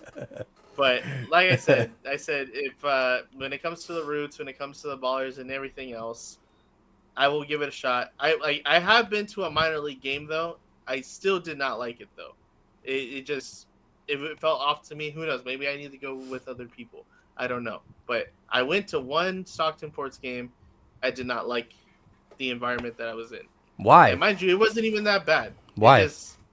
I just didn't like it. I don't know. To be honest, it was not fun to me. Like I said, it just to me watching the major leagues is just it's like a different thing compared to watching other stuff. And to me, it doesn't have the same feeling. Me and you had this conversation when we talked about the ballers. You can't Uh-huh. watch the game for only the one thing of like the stakes. The stakes are high. This is the pros. The standings, the playoffs, the implications. Like you go to a minor league game and you enjoy old school baseball. You enjoy the tradition. You enjoy, seeing people trying to make their dreams come true. That's what you go for. You don't go to be like, what are the implications? Oh no. Oh no, you don't have the drama. So yes, it's missing those stakes. It's missing the drama. As much as I love a playoff game where I'm dying a little inside every time my team fails, right? I went to the Giants and Dodgers first playoff series ever and we got whooped and it killed me. So yes, do I love that drama? I do. I hate it when we lose, but I love that drama. I love the tension, the stakes. Oh, this is a big deal. But when you go to minor league baseball, that's not what you're going for. You're going to get good snacks, have a hot dog, you know, see everyone having a good time, enjoy the sunshine, a beautiful ballpark, and watch these kids chasing their dreams, and get to see some fun plays every once in a while. Yeah, You know, that's true. I'm telling you, you just have to switch your Nathan, mindset of what you're going for. well, no, and like I said, like I don't mind trying to go and visit other things. It just, I mean, hell, I mean, I went like a couple of weeks ago, or not weeks ago. I'm thinking like it's last year. A couple months ago, I went to a Warriors game, like an actual Warriors game that's in the Chase Center. It's cool to watch. I just don't think I could be a fan of the team itself, like the Warriors themselves. Like I don't think I could, you know, do what I do now with the Warriors, and it was fun. It was fun. It just I don't think I could do what I do with And what they do. And do then you same do thing you with the see? Savannah Bananas. Hold on, Like Gabe. I think they're Do you cool. realize? Hold on. Do you realize that like you can enjoy something without being a mega fan and call yourself Gamer Warriors or Gamer Minor League Baseball? You realize that you can just Well, see, go that's and just right, and that's it. Like there's plenty of things I've done that I've gone to that I really enjoyed, had a great time, and I'll never go back. But I had the experience, and I enjoyed that experience with the people I was with at that time. So you don't have to be a mega fan of everything, hmm right? You don't have to cover your wall in minor league baseball merch. well, no, and that's what I'm saying. It's like I don't see myself as doing it like that. Like when it comes to like the major sports, I kind of see it that way, which obviously I know that that's not gonna happen. But like just little things like those things, it just like I don't know. I like to me, I prefer watching it that way. Like with like how you said with baseball, like the tensions and the stakes Mm-hmm. and all that. I prefer watching that compared to watching like someone trying to do it that way. I just Mm-hmm. prefer it that way. To me, I find it a little bit more entertaining with the game itself. It's like it's Yeah. not just that. Like every when I go to a regular season game, other people like who are non-baseball fans will probably see like, oh, it's just a baseball game or whatever. To me, I see it as like, oh, if they win today, that gives them one step closer to being, holding up to first. And if not, Mm-hmm. then they go, then they lose another like standing, or they go, they're losing games, and that's not what their whole goal should be. And every game at that point counts in the regular season. And so Yeah. for me, when I go to a minor league game, it just to me, I'm trying to figure out like what like besides like what you like I guess what I just said, like what it's like I guess the purpose. And Mm-hmm. I get it, like it's baseball and stuff like that, and that's what I should be going for. And same thing with like watching, like kind of like how right field Will does, where he goes and watches these guys and going from point A where they're nobodies essentially, and then they make it up to each level, and you're seeing them progress, and you're like, dang, I watched that kid when he was whatever, and now he's here. And like that's how I Yeah. should see it. It just, to me, I don't know, I'd rather watch those same people if they do make it. I just prefer watching them Yeah. play and make it there, and just kind of see it from there. Because I Yeah. mean, I didn't know who Zach Galoff was and Tyler Soderstrom was. I knew they were in the system. I just wasn't paying attention to them until they started to make waves at AAA Yeah. and then go from there. And Look, you can have your but I mean, preferences. Like I obviously mhm, I enjoy pro level way more also. Like if I could only go to mhm, one type of games forever, then I'm going to Giants games. But like you just have to switch your mindset and just you can enjoy it for what it is. And again, it's not like you have to be a mega fan or go all the time, or you could go to one just to see the stadium because some of these minor league ballparks are awesome. And like, have you been to a River Cats game? no, Yeah, I've that wanted to ballpark's go to one. awesome, I dude. just have never gone it. That I've been ballpark's to super a fun. San Jose Giants one though. Yeah, I've been and to a that's San Jose Giants San game Jose Giants and a is like Cardinals almost game. nothing. It's like a high school. It's like a high school stadium. But like, Yeah. but some of these minor league, like AAA, especially like the River Cats, it's like a real stadium, but just miniaturized. There's a vineyard in the outfield. There's a mini tower bridge. There's really good Hmm. food. And because it's minor leagues, and they know a lot of people feel the way you do, where it's like, well, what are the stakes? There's no stakes. Like none of this really matters. It does matter to the individuals, but also like they want to keep attention, so they have the mascots doing stupid things and all that, like stuff. Just fun, just like throwing stuff in the crowd and doing cartwheels on the dugout, whatever they do. Like it's just a different vibe, but just because it's not top shelf doesn't mean you can't enjoy it. But the thing is, I totally understand where you're coming from. That's one of the reasons I barely watch college sports, because I'm like, well, if I don't have that much time to watch sports, so if I'm gonna watch sports, I'm gonna watch pros because they're pros. I'm gonna watch the best of the best if I can only watch one. But at the same time, if someone's like, hey, we're going to a college game, like, yeah, I'm going. Like, I don't know. So that's my mission though, is to just get you to follow your own guidance, your own suggestions that you've been preaching. So I want you to practice what you preach, buddy. All right? I Be- mean, I still feel like I do. I mean, I won't say that I do it all the time, but I do. There is my moments where I do what I say. But I mean, I will say this though. I think I've told you this too. Is I do want to go to a 49ers game. I've never been to a football game. I've said it. I've told Nat. I said I've wanted to go to a football game. I personally, I never had an opportunity, nor have I. I don't think I've really given myself an opportunity to go when the Raiders were here. yeah. I never really wanted to go, and so like I just never, that opportunity never opened for me to go. And then same thing with the 49ers, and even the Savannah Bananas. Like to me, like I said, to me, I think like watching it like on how it is like with like, on TikToks is like, could I really sit there and watch that? But I did with I think even Nat did it too on her email account. We went and we tried to get tickets, and every time we get them, they're sold out. Mm-hmm. So like I said, like I'm open. I think closer to with what's going on right now, and I agree it shouldn't be like that. But I think with how the situation with the A's thing is, I'm more open to it than I was if you asked me if they were like 2 years ago when they Yeah. were like still here, like, and Yeah. they're not trying to go anywhere. I think that's what's changed is Yeah. that the Again, though, possibility of you them can going enjoy opening it up. things. Yeah, you can enjoy things and not have to be a mega fan. Just enjoy it for what it Yeah, is, I know, and and I think have that that's good the time. one You and thing. Natalie go have a good time, get a churro, and it's awesome. And like NorCal Notter said, helmet nachos. Get some helmet nachos.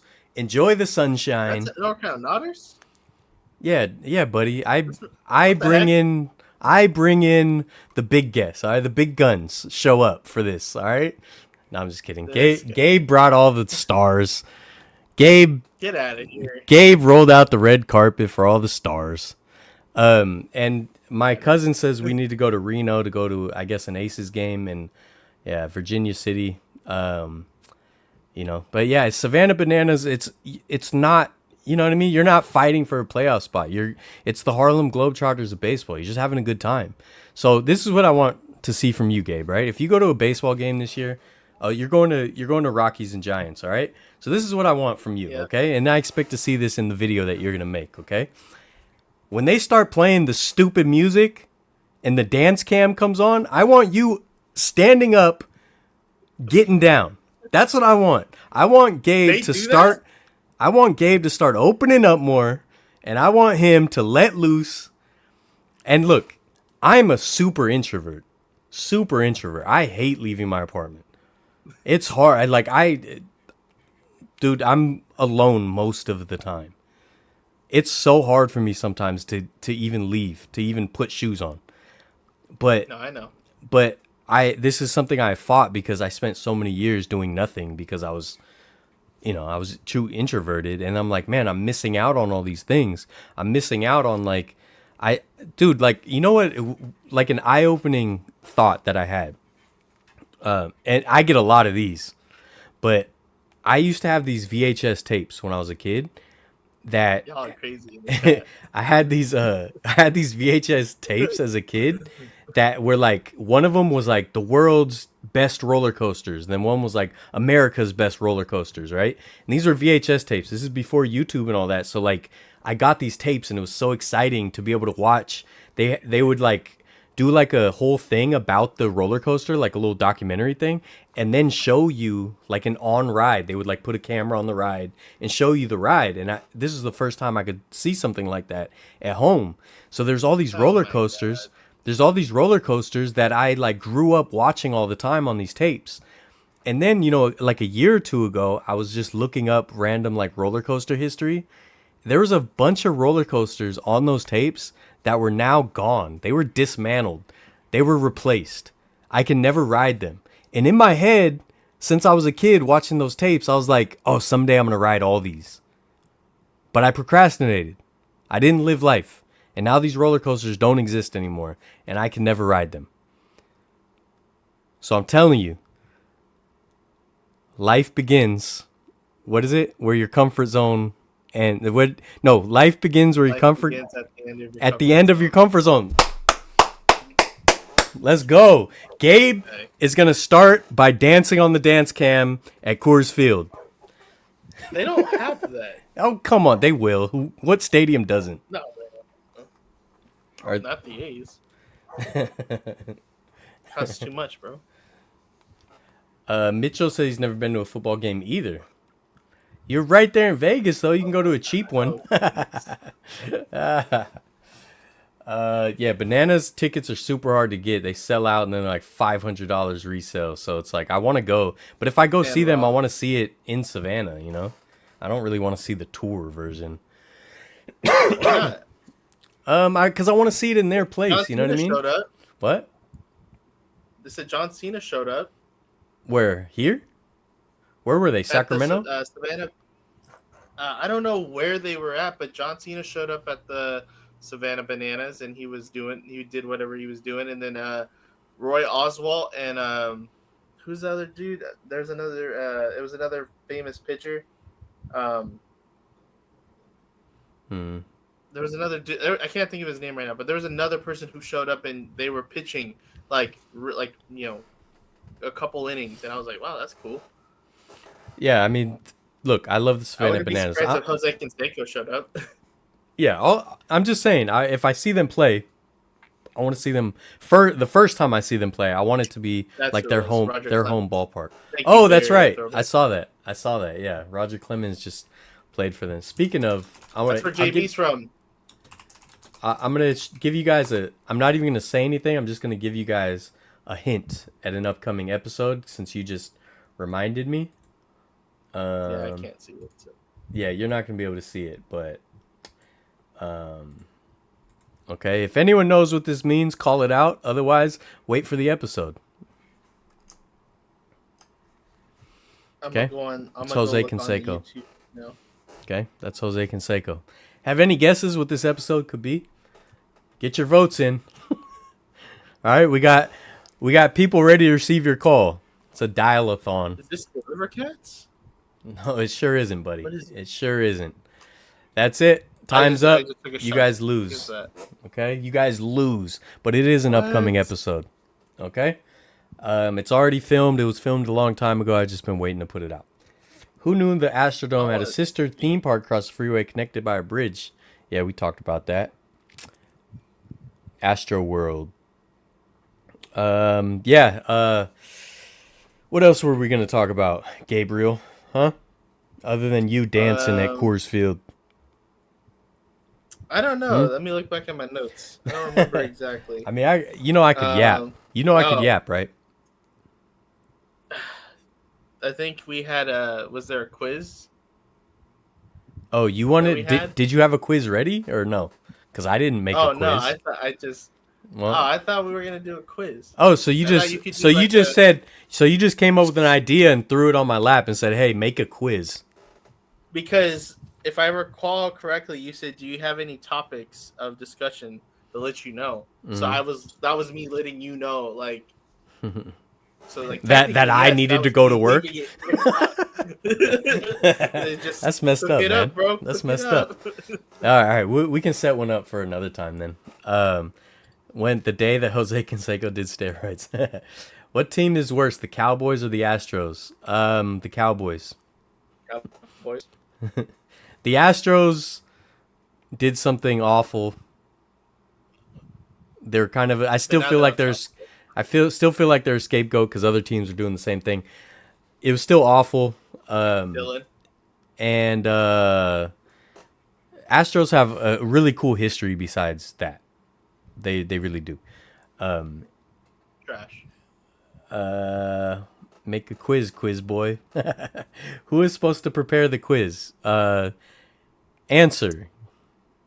Why? What? Oh, okay. All right. I didn't. Sorry, teacher. I forgot to do the homework. Independent League was teammates with Canseco for a day. All right. You're kind of onto something there. Bang Bang Cheater Gang. Okay. All right. Now Gabe's on Two Fronts. You know you do have a microphone, right? Yeah. But I wanted to be active in the chat as well. It feels nice to be a part of it as well. Yeah. Oh, so the question there was the question we didn't address yet. A guy named Mike J. Brown. He's left comments before. He asked. Wow. What? That's messed up. Nat told me to get out of the chat. Fine. Hella rude.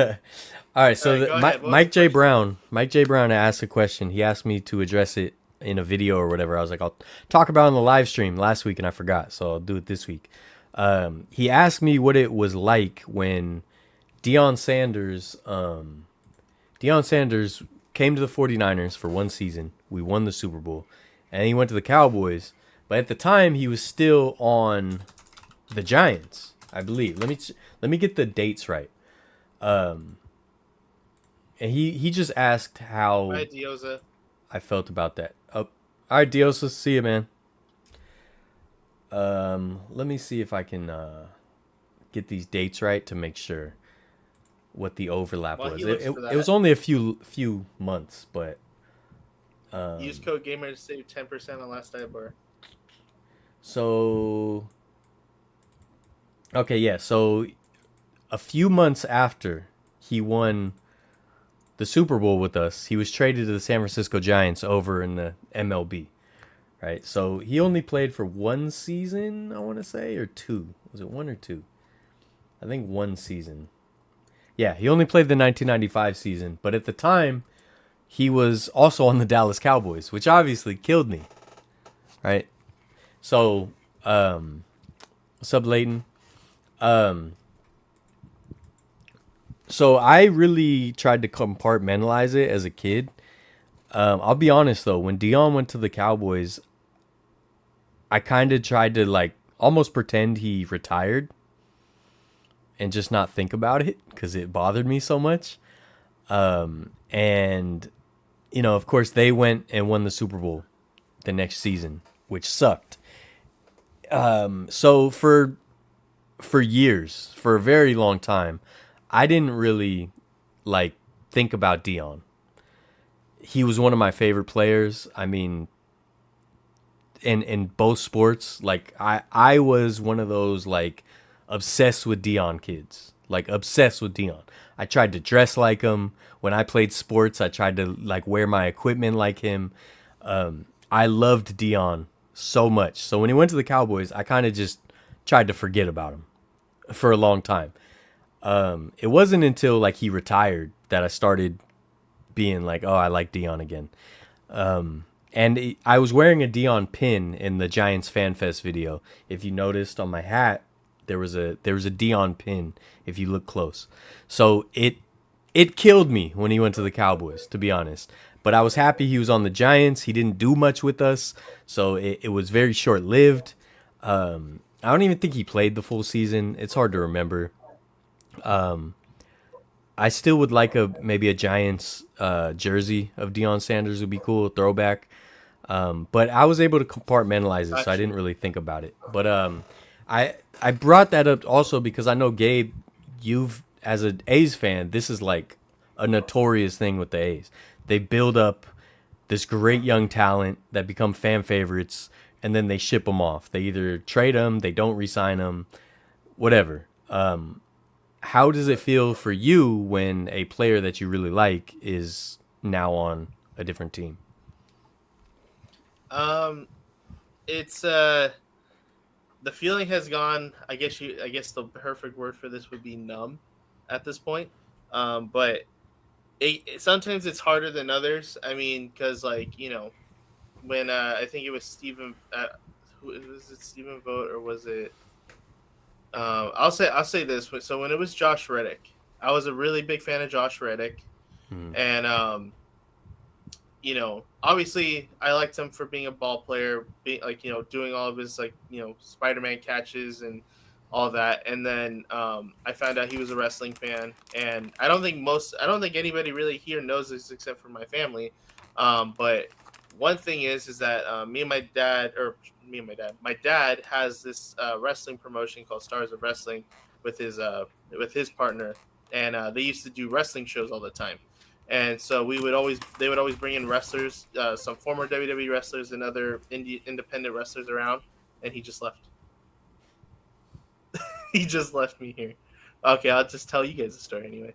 But pretty much what happened is that we randomly asked Josh Reddick to come out to one of our shows, and Josh Reddick said he would like to come, and he showed up to our event, and he took pictures with all of us. He signed some stuff, and yeah, it was cool to see Josh Reddick there to come and say hi. Like he went to the game, or obviously he was playing the game, and then he came to our event afterwards, and he took pictures with us. He signed stuff for us, and he was a cool guy, and that's kind of what got us like I guess got me really close to him, or should I say attached to him, because it was like if it was more than baseball at that point, and then when he got traded, it was kind of like heartbreaking a little bit. But then like you have other people like Coco who gets traded, and Yeah. sometimes I guess it just depends on how attached you are to them. because the same thing kind of happened with me and JB. And it was a lot more different because of how we met. We met on Twitch, and then we met in person, and then he's like his wife is messaging me too. Like we're still friends to this day, and it's like I literally cried when he told me that I had to witness JB get DFA'd. The day that they DFA'd him, I witnessed him having to tell his wife Haley that they were DFA'd, that he got DFA'd. And Yeah, that's heavy. it didn't hit me until I walked. And mind you, right? Did I tell you that story before or no? Nope. No. Okay, this one's worth listening to here. Okay, so, I'll open my ears again. Yeah, because you left. I wanted to grab my Dion pin. Oh, okay. That's a nice pin. Yeah, it's an awesome pin. I like it. Yeah. But, okay. So, pretty much, there was a game in 2021, and I obviously went to the game, and Haley was there. I met up with Haley during the game. The game was almost over. Game ends, and I see JB walking from the bullpen to the dugout, and she was like, "Hey, why don't you go say hi to JB? Like, go down to the dugout." And I was like, "Oh, really? Like, I thought he's gonna go, go high five his teammates and leave." We go down there, and JB lets me go onto the field. Me and my friend Ryan. We get on the field, and literally, mind you, the game just ended, and there's players like walking around cleaning in the dugouts and whatever, and they're high fiving fans, and fans are looking at them, and I'm on the field with JB, and we're just like, wow, like I feel like I'm about to do the post game interview. Is essentially how I'm feeling right now. Mm-hmm. But I talked to him for a little bit, and then we leave. We obviously go back up the stairs. I see Haley again, and mind you, before any of this happened, I told Haley that I found JB's jersey. It was a game used jersey that he wore, and they had it in the authentic store. And I told Haley I was gonna buy it, but I didn't have the money yet. But I was gonna wait till I got paid to get it, because I was almost close to paying for it. I didn't have the money. So as we're walking, she said, "Follow me." I follow her to the to where the players park, and it just so happens that the authentic store is right there. And she's like, "Where's his jersey?" I said, "It's this one right here." I said, "It's still here." And I said, "By the time we come back from break or whatever, it should still be there. I should be able to get it." She went out and she grabbed the jersey and she bought it for me. She bought it out of her own money to give That's to me, awesome. because she was like, you're a great fan. When JB does bad, you're always supportive. You're never like sending us. Obviously, you're not sending us death threats like how everybody else would do, and you treat us like a human. And because of that, like I want to do that for you. And so she bought it and she gave it to me, and like I just couldn't believe it. And that's awesome. As that happens, we're going to the back. We're waiting for JB. JB comes out and says what's up to us, and then we go to now I'm in the player parking lot. Like we go through the Coliseum to the player parking lot, and mind you, we're right there. And next thing you know, JB comes out and said, what he said to Haley, and Haley was like kind of shocked, like what? Like what do we do? And I didn't hear what he said, and she was like, "Did you hear what he said? He just got DFA'd," and I was kind of like, in my head, it didn't process because I'm still processing that I was on the field, and then a player's wife just got me a jersey. Yeah. I'm over here like, what? Like, I'm over here like, what? Like, no, like you're joking. But he went out, he went in there. It's like you got like a great experience, and then bad news like while you're having that experience. It didn't even click. And so like he's telling me like, yeah, man. And mind you, I'm wearing his jersey. Like I'm wearing the green one that I bought, not the one that they bought me. The one I bought. And so he's like, yeah, man, always rock that jersey. And I'm like, what the fuck did I just? Sorry, I didn't mean to cuss, but like, what the heck did I just witness? I just like, what the heck did I just witness? Gabe, hour and 48 minutes, family friendly. My bad, y'all. My bad. It's all right. But truly, Dioso went to bed. We're okay. Oh, okay. But truly, I was just like in shock of what happened, and I won't lie to you. Like after the fact that happened, I was upset. I was really upset about it. I didn't know how to react and everything else. Um, but it made it better because if you guys saw later on um, in 2021, I managed to, I went over to his place and he was clearing up everything. I was off that day, so I went over and I offered to help him whatever he needed. And at the time, I worked at um, I used to work at FedEx, and so I had a discount, and I helped him with the discount ship all of his stuff back to his place until he ended up getting picked up by the Arizona Diamondbacks. And so from that moment on, like he gave me a bunch of stuff. Like I still had he gave me some of his clothes, which I still have in my closet, by the way, like just shirts or like dress shirts. I still have some of his shirts, and I have That's like cool. his game hats that he had, and Yeah. yeah, and he signed my jersey. He signed the jersey that Haley bought me, and on that same day, I offered last minute. I didn't even ask my parents, so and then but they literally were all cool with it anyway. So I appreciate them for pretty much dropping everything last minute. But I told them if they wanted to come over and have dinner with us, and my dad would make them ribs. So my dad That's went to the awesome. store. We bought ribs, and they made ribs, and they came over, and they had their kid Aspen, and she came in, and then mind you, right, and he actually came in here, like in my room, and saw like the displays and everything. It doesn't look like how it does now. It changed, but he was shocked by all the memorabilia. And Hmm. Haley, I'll never forget what she said about this. She's like, she said something about him and like that he's half naked, and it was hella funny, and I will never forget that interaction because it was funny. She's like, "That's a half naked guy up there," and I was like, "That." I was like, "Haley, don't make it weird." But yeah, Yeah, but that whole that's crazy, interaction was man. cool, and I hope they make it back to MLB at one point so then I can actually watch them back here. Yeah. He's currently in Japan, so You should go to Japan, yeah, dude. I was considering it, but I mean, with everything going on, it's kind of hard to make that trip out. Yeah. Yeah. This If I won the lotto, this pin, by the way, this Dion pin, this is from I mean, one of my favorite NFL games of all time. This is when he went back to Atlanta for the first time.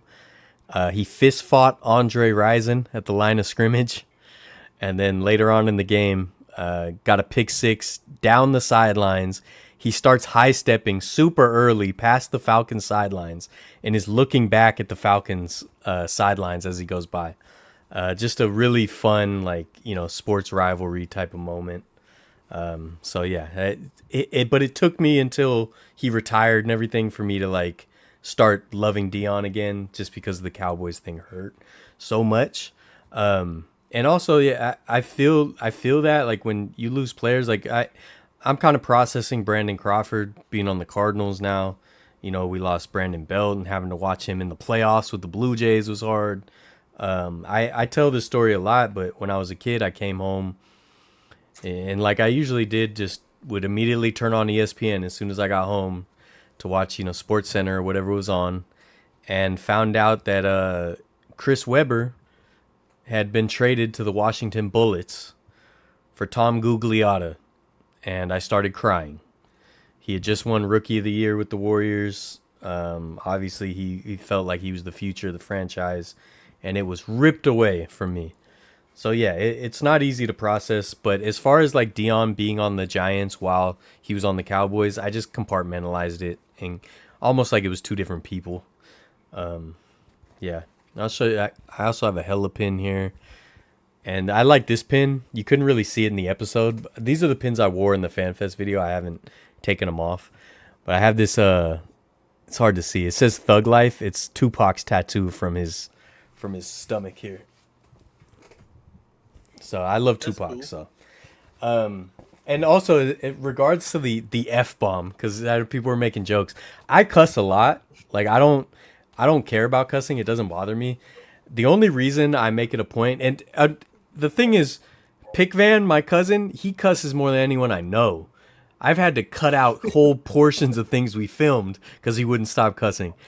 And it's a process for me to like learn to not cuss too. But the only reason I do it on the channel is not even because of monetization or anything. It's because I've literally had school teachers email me and say that they show my videos to like their classrooms and stuff, like some of my history videos. One of my videos is used in a French high school textbook. Obviously, they're French; they might not know what we're saying, but just in general, that's the reason why I try to keep it a little closer to family friendly. Even though like I don't care about cuss words, it doesn't offend me, it doesn't bother me. But I just want if a school teacher sees one of my history videos, I don't want to be throwing around F's and SH's and all that. Yeah, Just to I just to agree with you explain. on that one. I try my best to not do that either. Because I mean, hell, I mean, literally one of the people that we signed autographs for at Fans Fest was a kid, and I know like that's I don't want to say that's my full target audience, Hmm. but that's some of them, and so like I try my best to not do it at hand. Though I think honestly, the only time that really happens is when my friends are doing it, or when when I was at the reverse boycott, and obviously whatever happened. Like I just let all emotions go for that game specifically. But I try my best to not do that either. And Yeah. I think going back real quick to the the player wise, I don't know. I feel like sometimes some A's fans see it differently compared to like how other fans and other teams feel it, because I think because for us it's like that's kind of our our what we're known for is to get rid of them. So like for me, like as much as it kind of hurts, especially when it was someone like JB, um, as long as they didn't get too close, like how JB did, it didn't really bother me. If anything, it's more I'm happy that they get to be that they get their deserved they get what they deserve, and they can do something better somewhere else. Yeah. Like, I mean, hell, like I love Matt Olson. Matt Olson was like my guy. Like literally him, Chapman, Simeon, um, just all those guys. They're really good ball players. Especially like Marcus Simeon. Marcus Simeon went from being E6 to being literally a World Series champion. And I'm sorry to say, but I mean, with how currently the ownership is, it's like, would he have ever made it to the World Series if he was still on the A's? And I mean, honestly, we'll never know. And because they wouldn't sign him back, and so honestly, like it sucks. It sucks that they were traded, but I'm glad that someone like Marcus Simeon and Jonah Heim are able to say, because we were traded and we got to do bigger and better things. And same thing with Matt Olson and Chapman. Like they're still trying to make it make it the same way. I mean, hell, Olson literally broke a franchise record for another team. I Hmm. mean, not many people can say they've done that. And Chapman's still trying to figure it out. I mean, hopefully he figures out something with San Francisco, and if not, maybe another team will pay him more money. And same thing goes for any other team like Liam Hendricks or Josh Reddick. I mean, Josh Reddick went on and signed with the Astros and was a part of the 2017 World Series, even if it is little asterisk Yeah. on it. Um, it just little things like that, man. It just I don't know. And so like for me, I don't. It is sad to kind of wonder like what if they were still on the team, and what if John Fisher went ahead and paid those guys the money they actually deserved. Yeah. But it's also cool to see them succeed and be treated like how they should have been treated here. Yeah. So it's kind of like a bittersweet type of thing, Yeah. how I personally see it. Yeah. And Jenny, yes, that's who he's talking about. Talk about JB went golf or down. bowling. I like golf. I've never played golf, but I love bowling. So we could talk about it. And the Poot sorry story, that's happened so many times, Steve. I don't know which one you're talking about. We do have some fun members only and Patreon exclusive videos coming out with some we did the 3-part series in Lock. I have three, sorry. We did 3-part series in Lock. We also have 3 members only videos coming out with all the extras from Lock as well. As well as some other fun stuff. Like this is Steve-O's first time trying Whataburger. This is us traveling to San Antonio, right? We got Have a you been to car. Top Golf, Dylan? Yeah, I have. I love Top Golf. Whataburger. You like it? I do. Steve-O's first time getting I like Whataburger. doing that. So yeah, Go. we did some fun stuff that'll be on members only. You want to go to Top Golf? Hey, you know what's funny? I have a gift card to go there. Oh, cool. They had I forgot what it was. Some food was so good. I did Top Golf at AT&T Park as well when they did it there, and when it was actually Top Golf. Now it's some other like knockoff company that does it at the stadiums, but it was actually Top Golf. Yeah. Yeah, I've never played golf. Ooh, how do you I feel think about because I'm that? just I was never around those circles of people that really play golf. But I'll tell this story. Sorry, Gabe. I know you had a question. Let me just tell this quick story. Okay. All good. Me and Steve used to go visit family friends up in Clear Lake, California, and they lived on a golf course. So we would go run out onto the golf course, and they would always warn us, don't run out there during the day because like we get hit right in the noggin with a golf ball. But at night, there's no rules. So we'd run out there, and there was like this little like lake like in the middle of the golf course. We'd run out to that golf course and look up at the stars because we lived in like closer to big cities, so like we never saw stars like that before. And this is funny, all right? I literally just had this realization, Steve. I just had this realization. Okay? This is big. Everyone call everyone you know and tell them to get in this live stream because this is a big deal. Okay? There was a little lake in the middle of this golf course, right? Are you listening, Gabe? Mm-hmm. Are you distracted? This is a big deal. You don't be distracted. I won't. In the middle of this golf course, there was a lake, right? And my Steve's mother, my grandmother, their family friends that lived there, they would say, don't go too far. Don't get too close to that lake. Because it's quicksand. They said it was quicksand. Now here's the thing. This was over 25 years ago. Right? It hit me last week. It wasn't quicksand. Why would it be quicksand? I've lived my whole life thinking, good thing we didn't go too far out onto that golf course. We would have been stuck in quicksand. It just hit me now. Call your friends. No. Let them know. It wasn't quicksand. It wasn't quicksand. And it didn't hit me till decades later. I'm like, wait a second. Can we get a shirt of that? Was there really quicksand in the middle of that golf course? I don't... Bro.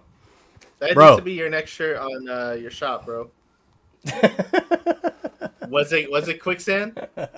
It wasn't quicksand. Oh man. That hurt me. My whole life I was like, remember that time we dodged all that quicksand? It wasn't quicksand. It was just a lake with like, there's a little marshy, but there's no quicksand. Like quicksand is like not even really a real thing. There's like very rare instances where the sand can liquefy, but like it's not like we grew up thinking like that's something you got to know. You got to know that every once in a while there might be a little hole of quicksand you got to jump over, right? Cartoons, video games, they all taught us that. Now here I am, a grown man that just realized they just didn't want us to go too far on the golf course. They just didn't want us to be running wild. So they were like, yeah, there's quicksand out there. Be careful. It took me however many decades to figure that out. Crazy. Oh boy. Crazy. I have a question for you, Dylan. Yeah. Because I can't really see everything that's in your room based off of what's behind you. Yeah. But what's the most expensive thing you think you got in there? Just here or in general? just in general in your room? Well, this is not my room, but Oh, okay. Well, your office, whatever you call it. I mean, nothing super. I will. All right, this drone is the most expensive, or the computer I'm streaming on. All right, if it's just knickknacks or whatever, I mean, none of this stuff is like super expensive. I mean, there's things I I was gonna say an can't get autograph, but I again. know you don't collect autographs. No, actually, I do. I have some autographs from when I was a kid. I was gonna show them on one of these live streams, and I will maybe next week. Yeah, the Holy Grail is pretty. This this is pretty valuable. Yeah. What did I put in there? Oh, look, I put confetti from the 49ers winning the championship game. I put the confetti in Wow. there. Yeah, the That's cool. Holy Grail, this World Series ring, 1954 World Series ring. It's not real though, so it's not worth anything. I'm gonna show you something real quick. All right, Well, yeah, go ahead. Yeah, this is all like souvenirs and stuff, and like things that mean a lot to me, but they're not like crazy expensive. I got a patch from. I guess I can say it now that it doesn't exist anymore. This patch was from Arco Arena, King's Scout Night. Also, I don't know if All I right, told I have- this. I'll do. I was gonna do a whole live stream eventually about all the Arco stories, but we had a whole bag of goodies that we forgot, also, which sucks. But yeah, nothing too All right, Dylan, expensive. What do you got? I got three things lined up here. You can tell me a number, and then we'll go from there. Tell you a number. Yeah, 1 through 3. 1. All right. So if you watched the NorCal Nodders video that I made on my channel, Mm-hmm. you'll know what this is.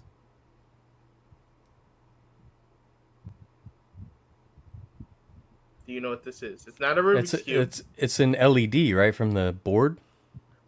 Yeah. Yeah. It's one of the little bricks from the Oakland Coliseum scoreboard before they changed it to what it is now. So cool. This is one of the old lights. And Rob had a deal with one of our friends, Oakland Vader. And Vader, somehow, I don't know how, had a couple of these. And shout out to Rob for, he said because I helped him do the video, he gave me one. He has like 2 or 3, cool. so he gave me one of these. And so now it's just sitting on my thing over here on my shelf. So yeah, this is a cube from the Oakland Coliseum light before they or the scoreboard before they changed it out. Yeah, that's dope. And then man. I have another thing that's Rob related that he gave me, and it's I find it funny because there was a card show and I was trying to buy this, Mm-hmm. but at the time I just didn't have enough money because of how much he was asking for. It just but this is something that I will cherish for the rest of time. It is this ticket. I don't know if you guys can see that very well. It's kind of hard to see with the light in there. Maybe I can take this out and just Don't ruin it. Don't ruin it. You got greasy hands. Right there. Oakland versus Baltimore, 1968, April 17th. This is the very first. Do you guys know? given out Wait, from the so very that's first game at the that's a Oakland real one? Coliseum. It's a real ticket. This is a real ticket. This is a real ticket. Dude, that's so dope. That is super cool. This is a real ticket, and this is for the bleacher seats. And something that Rob told me is that there's different variations of the ticket. Hmm. So this one is a bleacher ticket. The other one, there is one for like a field view or whatever, for field level or whatever, and then there's like second deck and then the third deck. So, and I think each one is like a different color. So this one is the white one. This is the white one for a bleacher seat. Look at how much the ticket is. Yeah, no, it's $1.50. But this is one, and That's had so cool, man. 2 more. He had 53, 13, and 12. Dude, that's And amazing. he gave this one to me. All right, put it back in the As a case thank because I you. don't trust you. You don't trust me. Put it back in the thing. in the little card holder. Yeah. Yeah, this is the only ticket I got sitting near me. I've shown this before, though. This is the first 49er game I ever went to. You can't really see it. But, yeah. First 49er game ticket I ever went to. I will say I am jealous that you even know your very first game, because I don't even know my very first game at the Coliseum. Yeah, I don't really know my first Giants game.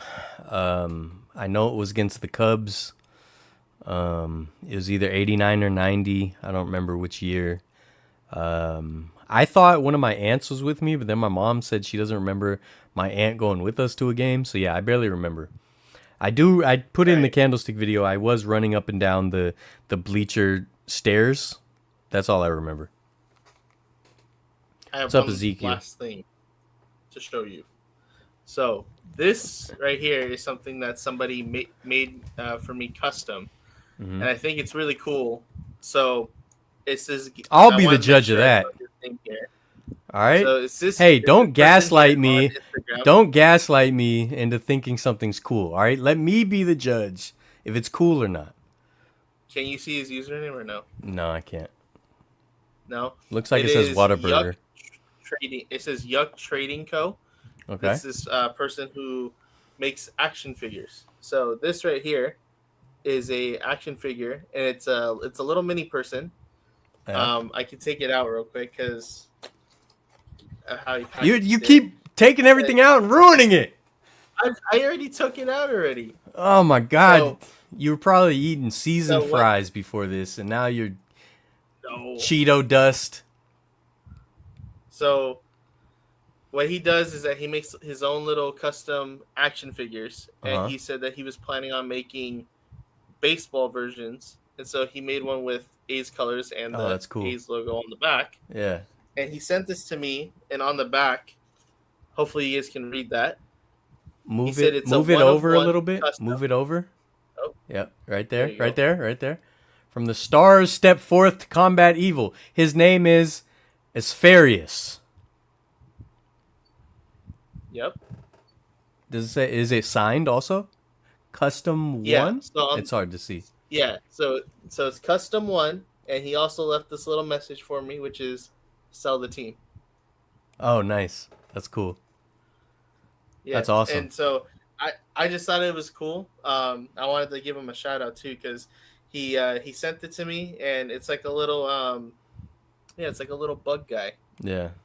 It's funny because I really don't like bugs, but if he's a superhero, he can defend all the bugs from me. So. Yeah, and now it's covered in seasoned curly fry grease. What makes you think I like curly fries? I mean, I like curly fries. You don't like curly fries? What's wrong with you? I love curly fries. But yeah, exactly. Exactly. Why you keep trying to gaslight me, man? Huh? It just is fun at this point now. Do I have any Star Wars collectibles? I have a whole bin of Star Wars collectibles at my mom's house. I only have the Mark Hodse Mandalorian one, and I also have a 3D printed Baby Yoda, and that's it. I don't know if I have any Star Wars stuff here. I definitely do at my mom's house. I need to go get all my collectibles from my mom's house. You want?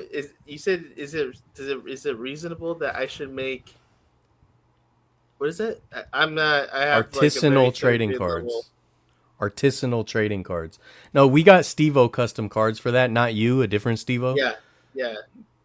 We got Steve-O for that. What is that? Is that Alvin? Yeah, that's Alvin. That's Alvin? I can't see. It's blurry on my end. It's Dale.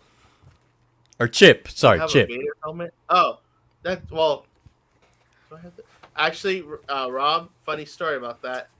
I don't have the Vader helmet anymore. I gave it to Coco because Coco was trying to be all weird about it, so I gave him the thing.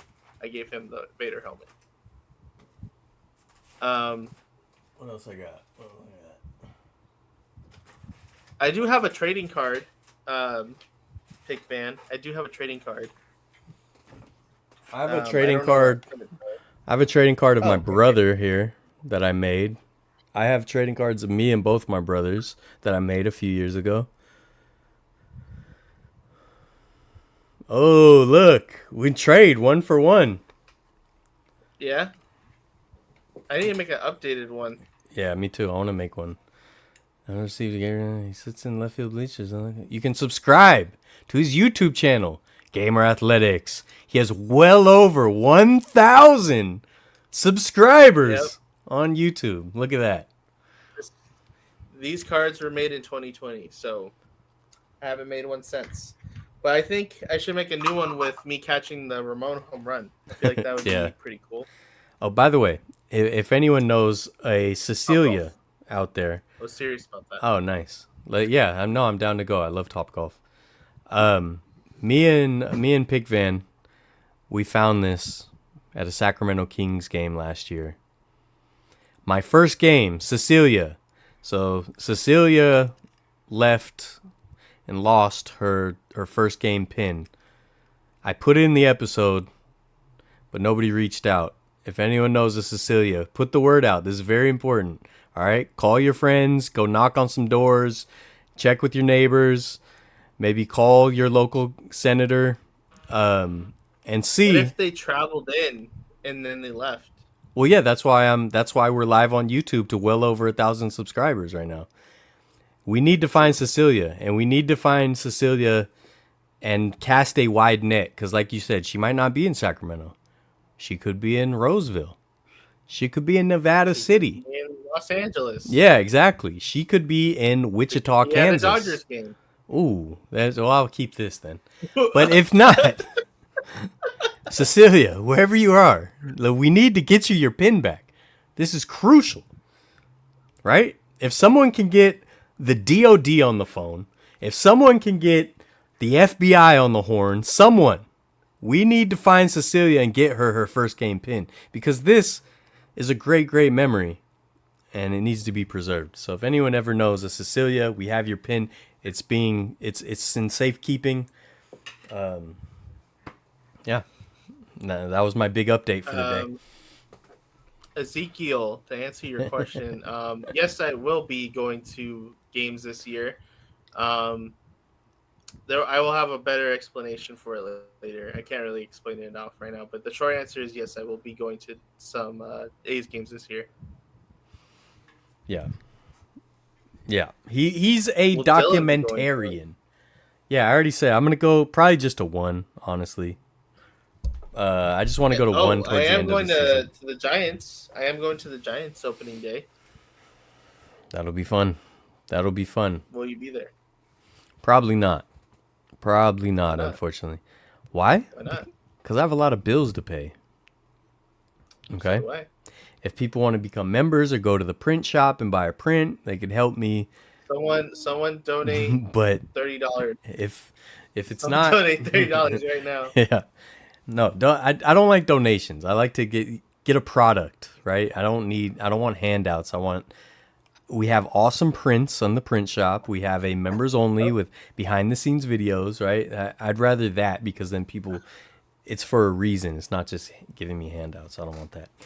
All right. Any closing thoughts, Gabe? Any important things you need the people to know? Since this is the last time you will ever be on this channel. I'm just kidding. Why? I'm just kidding. I was like, it's because of the cuss word, huh? I cussed one time and now I'm banned from the It's channel over, forever. dude. I'd say this. I look forward to this year. I look forward to going on many different trips, whether it is with the main people who I hang out with, or just anybody else.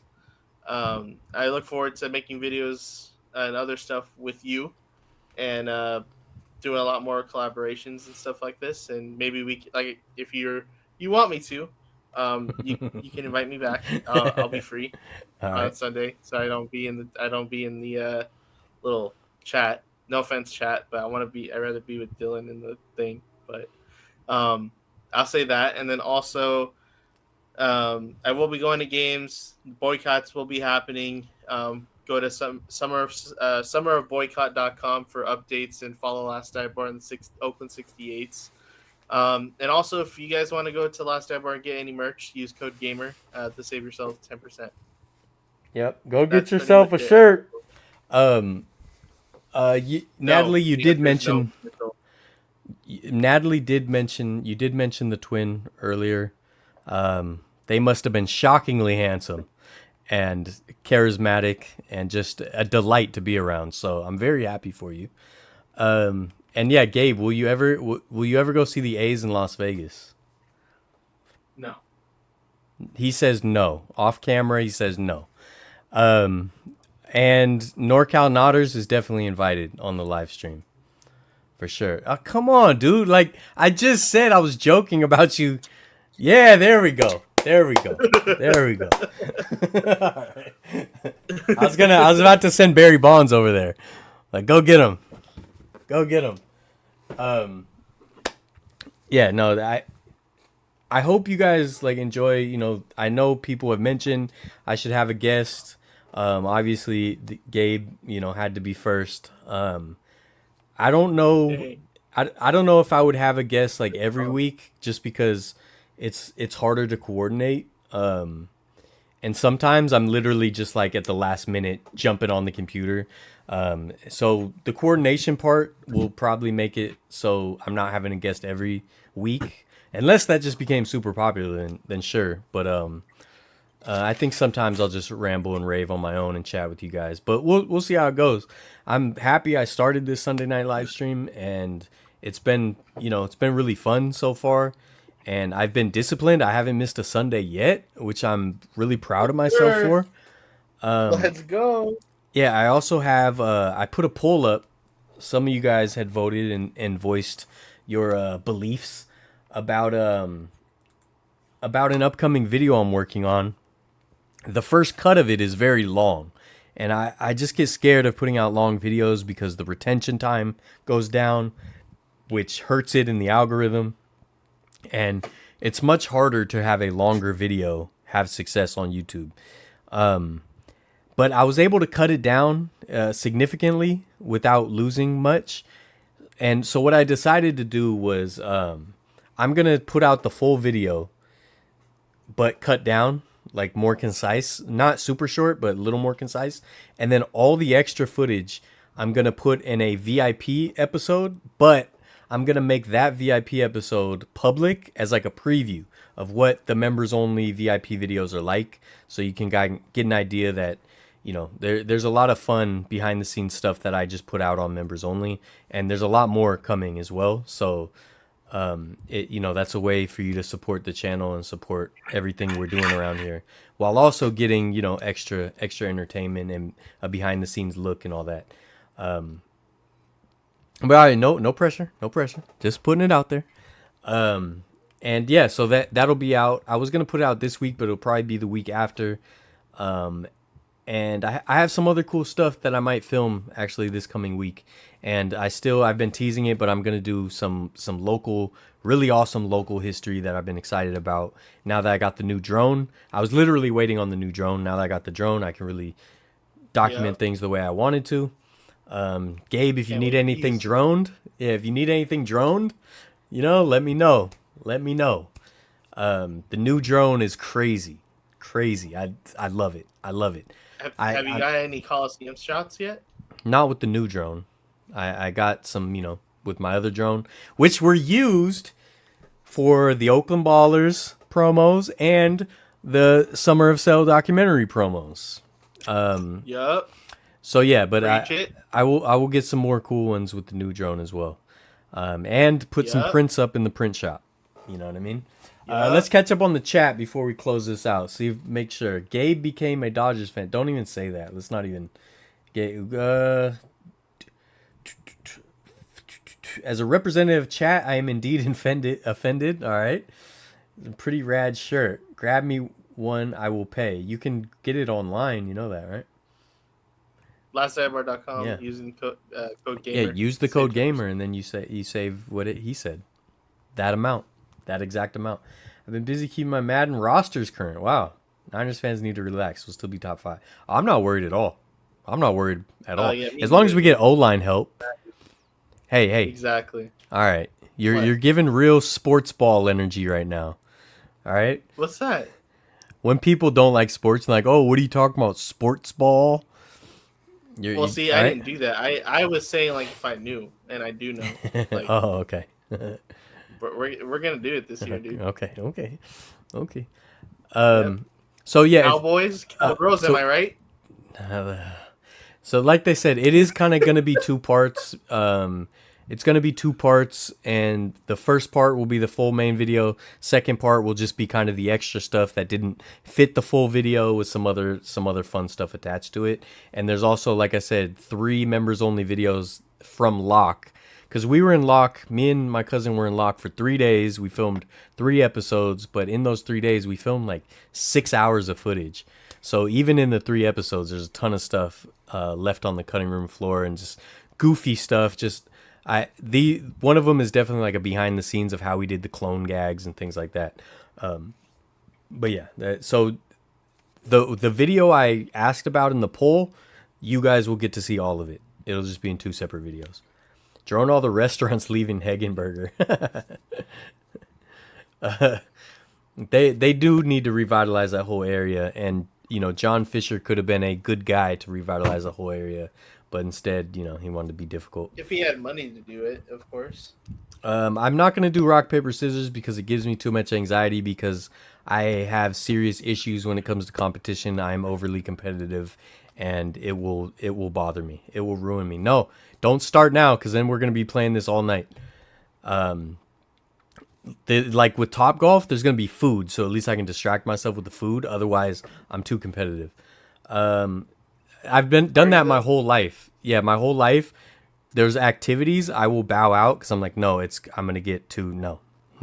We had a foosball table at an old job of mine. We had a foosball table. I played it so much I got tendonitis in my elbow. I had to go on the IR or IL, whatever they call it now, right? Because of foosball. Because we were having foosball tournaments, and I'm raw too. Oh Don't challenge me. All right. I will not challenge you. Kind of crazy for that. I don't know why you would do that. Gabe, what sport can we get Gabe to announce? He wants you to announce. Denny's I don't have on a good Egber's, voice lots for of announcing. memories. All right. Let me try to tease anything else I got coming up. There's a little fun thing I'm trying to film this week. A fun pop-up experience. I think the boy himself is going to go with me. I'm excited about that. I'm going to try to plan that tonight. And then, yeah, I'm trying to do a lot of baseball stuff this year. I've been slacking on the baseball content last couple years besides the Summer of Sell videos. I haven't checked off any other stadiums in a while, so I need to do that. I need to start making progress because it is my goal to have a video at every stadium and ballpark out there eventually. How many stadiums do you got right now? Oh, let's count. This is how we're going to end the stream. We're going to count how many. Let's start from the beginning. All right? All right. Oh, I could just go to my playlist. Where's my playlist?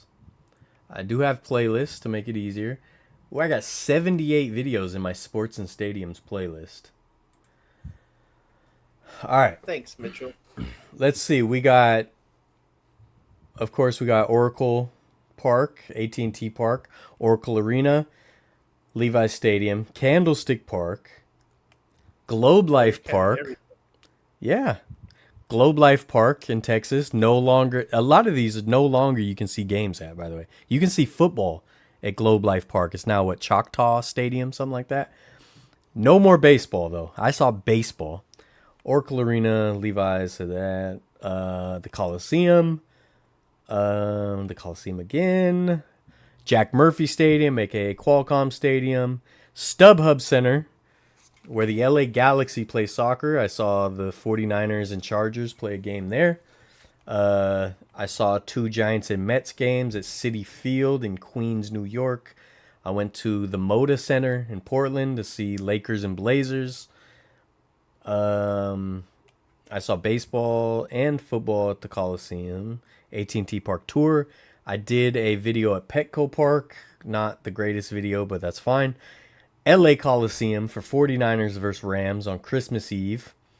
Rayleigh Field, now Sutter Health Park or whatever, home of the Sacramento River Cats. SAP Center for a Sharks game. Chase Center for a Warriors game. I saw the Harlem Globetrotters at SAP Center. Saw the last Raiders game in Oakland. I saw Suns and Mavericks in Dallas at the American Airlines Center, my favorite arena. Other than Oracle, like for my personal reasons, but just arenas in general, my favorite's American Airlines Center. Another game at Qualcomm, aka Jack Murphy. College Bowl at Levi's Stadium. Top Golf at AT&T Park. All right, let's see. Any others? SoFi Stadium for Rams Seahawks. What about Arco? Yeah, we can count that. Arco Arena. I didn't see a game, but we got in there. San Diego Sports Arena. Some of my favorite history. The San Diego Clippers are back, by the way. Golden One Center in Sacramento. The Alamo Dome for Spurs Warriors. Highest attended game of all time. Houston Rockets versus the Charlotte Hornets at the Toyota Center in downtown Houston, Texas. I said Golden One Center. That's it. Those are all of them that I've done videos at, it looks like. Yeah. So how many baseball stadiums is that? Just videos or been to? Been to. Candlestick Park, Yeah. Oracle Park, Oakland Coliseum, Dodger Stadium, Petco Park, Citi Field, Globe Life Park. That might be it. So 7? That might be it. Dang. By the end of this, you're still going to have more than me, but I still have more than you by 1. What are yours, Sam? Trying to remember. I went to, obviously, the Oakland Coliseum. Then we have Oracle Park, or should I say AT&T Park, because that's when I went, when it was called AT&T Park. AT&T Park, Oracle Park. Then you have Angel Stadium, or no, then you have Petco, then Angel Stadium, then we have the Texas Rangers, and then you have the Arizona Diamondbacks, the Chase Field, I think it is. Yeah. And then you have Houston, and then you have Dodger Stadium. And then by me going to Denver and Seattle this year, there'll be 10. But Nice. as a total right now, we have 8. Nice. And that is slowly catching up with me. I think she's just missing 2 stadiums. Yeah. Yeah, it's you have an advantage too because you're just doing baseball. Yeah. It's hard trying to do all. The hardest is football, obviously, because there's way less games. Because I was supposed to go to football 2 stadiums, but just not for football. Yeah. You've been to a lot of wrestling events at stadiums, huh? Yeah, I mean, because you have the Coliseum, which that could be football technically, but I wasn't there for any football ones or wrestling ones. But then I've been to SoFi, I've been to Levi Stadium, and I've been to Raymond James Stadium, I think it is, for the Tampa Bay Buccaneers. Yeah. And then I didn't go for a game, but I did go to AT&T Stadium. That place sucks. Home of. It's actually pretty nice. It's all right. Okay, it's okay. Pretty nice. It's pretty nice. You know what got me? What? They have a big old Dr. Pepper logo, and they have a bunch of Dr. Peppers up in the upper deck. Sounds cool. That was cool with me. Yeah. I mean, for the spectacle, yeah, it's cool. And I didn't realize it was designed after the old Texas Stadium, the look of it, which is kind of cool. But yeah, let's wrap this up. We've been going for, let's see, how long has this been? 2 hours and 33 minutes. Good Lord. Good Lord. Yep. All right, we appreciate you guys. Sorry, it went so late. Do you guys think I should do these earlier? Leave a comment on Instagram or something. Let me know, or leave a comment on this video. But otherwise, I really appreciate you guys, and this was a lot of fun. Gabe, hope you'll come back on again at some point. Anytime. Shout out all the Oakland fans that have been awesome. Shout out Last Dive Bar. Shout out NorCal Nodders and 33 Customs. Yeah, it's been a lot of fun, documenting this stuff with you. So we're gonna keep it pushing until these billionaire owners get put in their place, which will probably never happen, but you gotta try. You know what I mean? You gotta try. Just like Kansas City, how they're trying to get people to pay for the stadium now. Yeah. Yep. I'm trying to check off KC this year, but yeah. Vertlife, appreciate you guys. Life begins Vertlife, where your y'all. comfort zone is ends, and jump through the comfort zone and start living life and do the thing. And I'm Gamer Athletics, and we're everything's happy. All right, appreciate you guys. Catch you on the next one. Search for Cecilia. Yeah, Cecilia.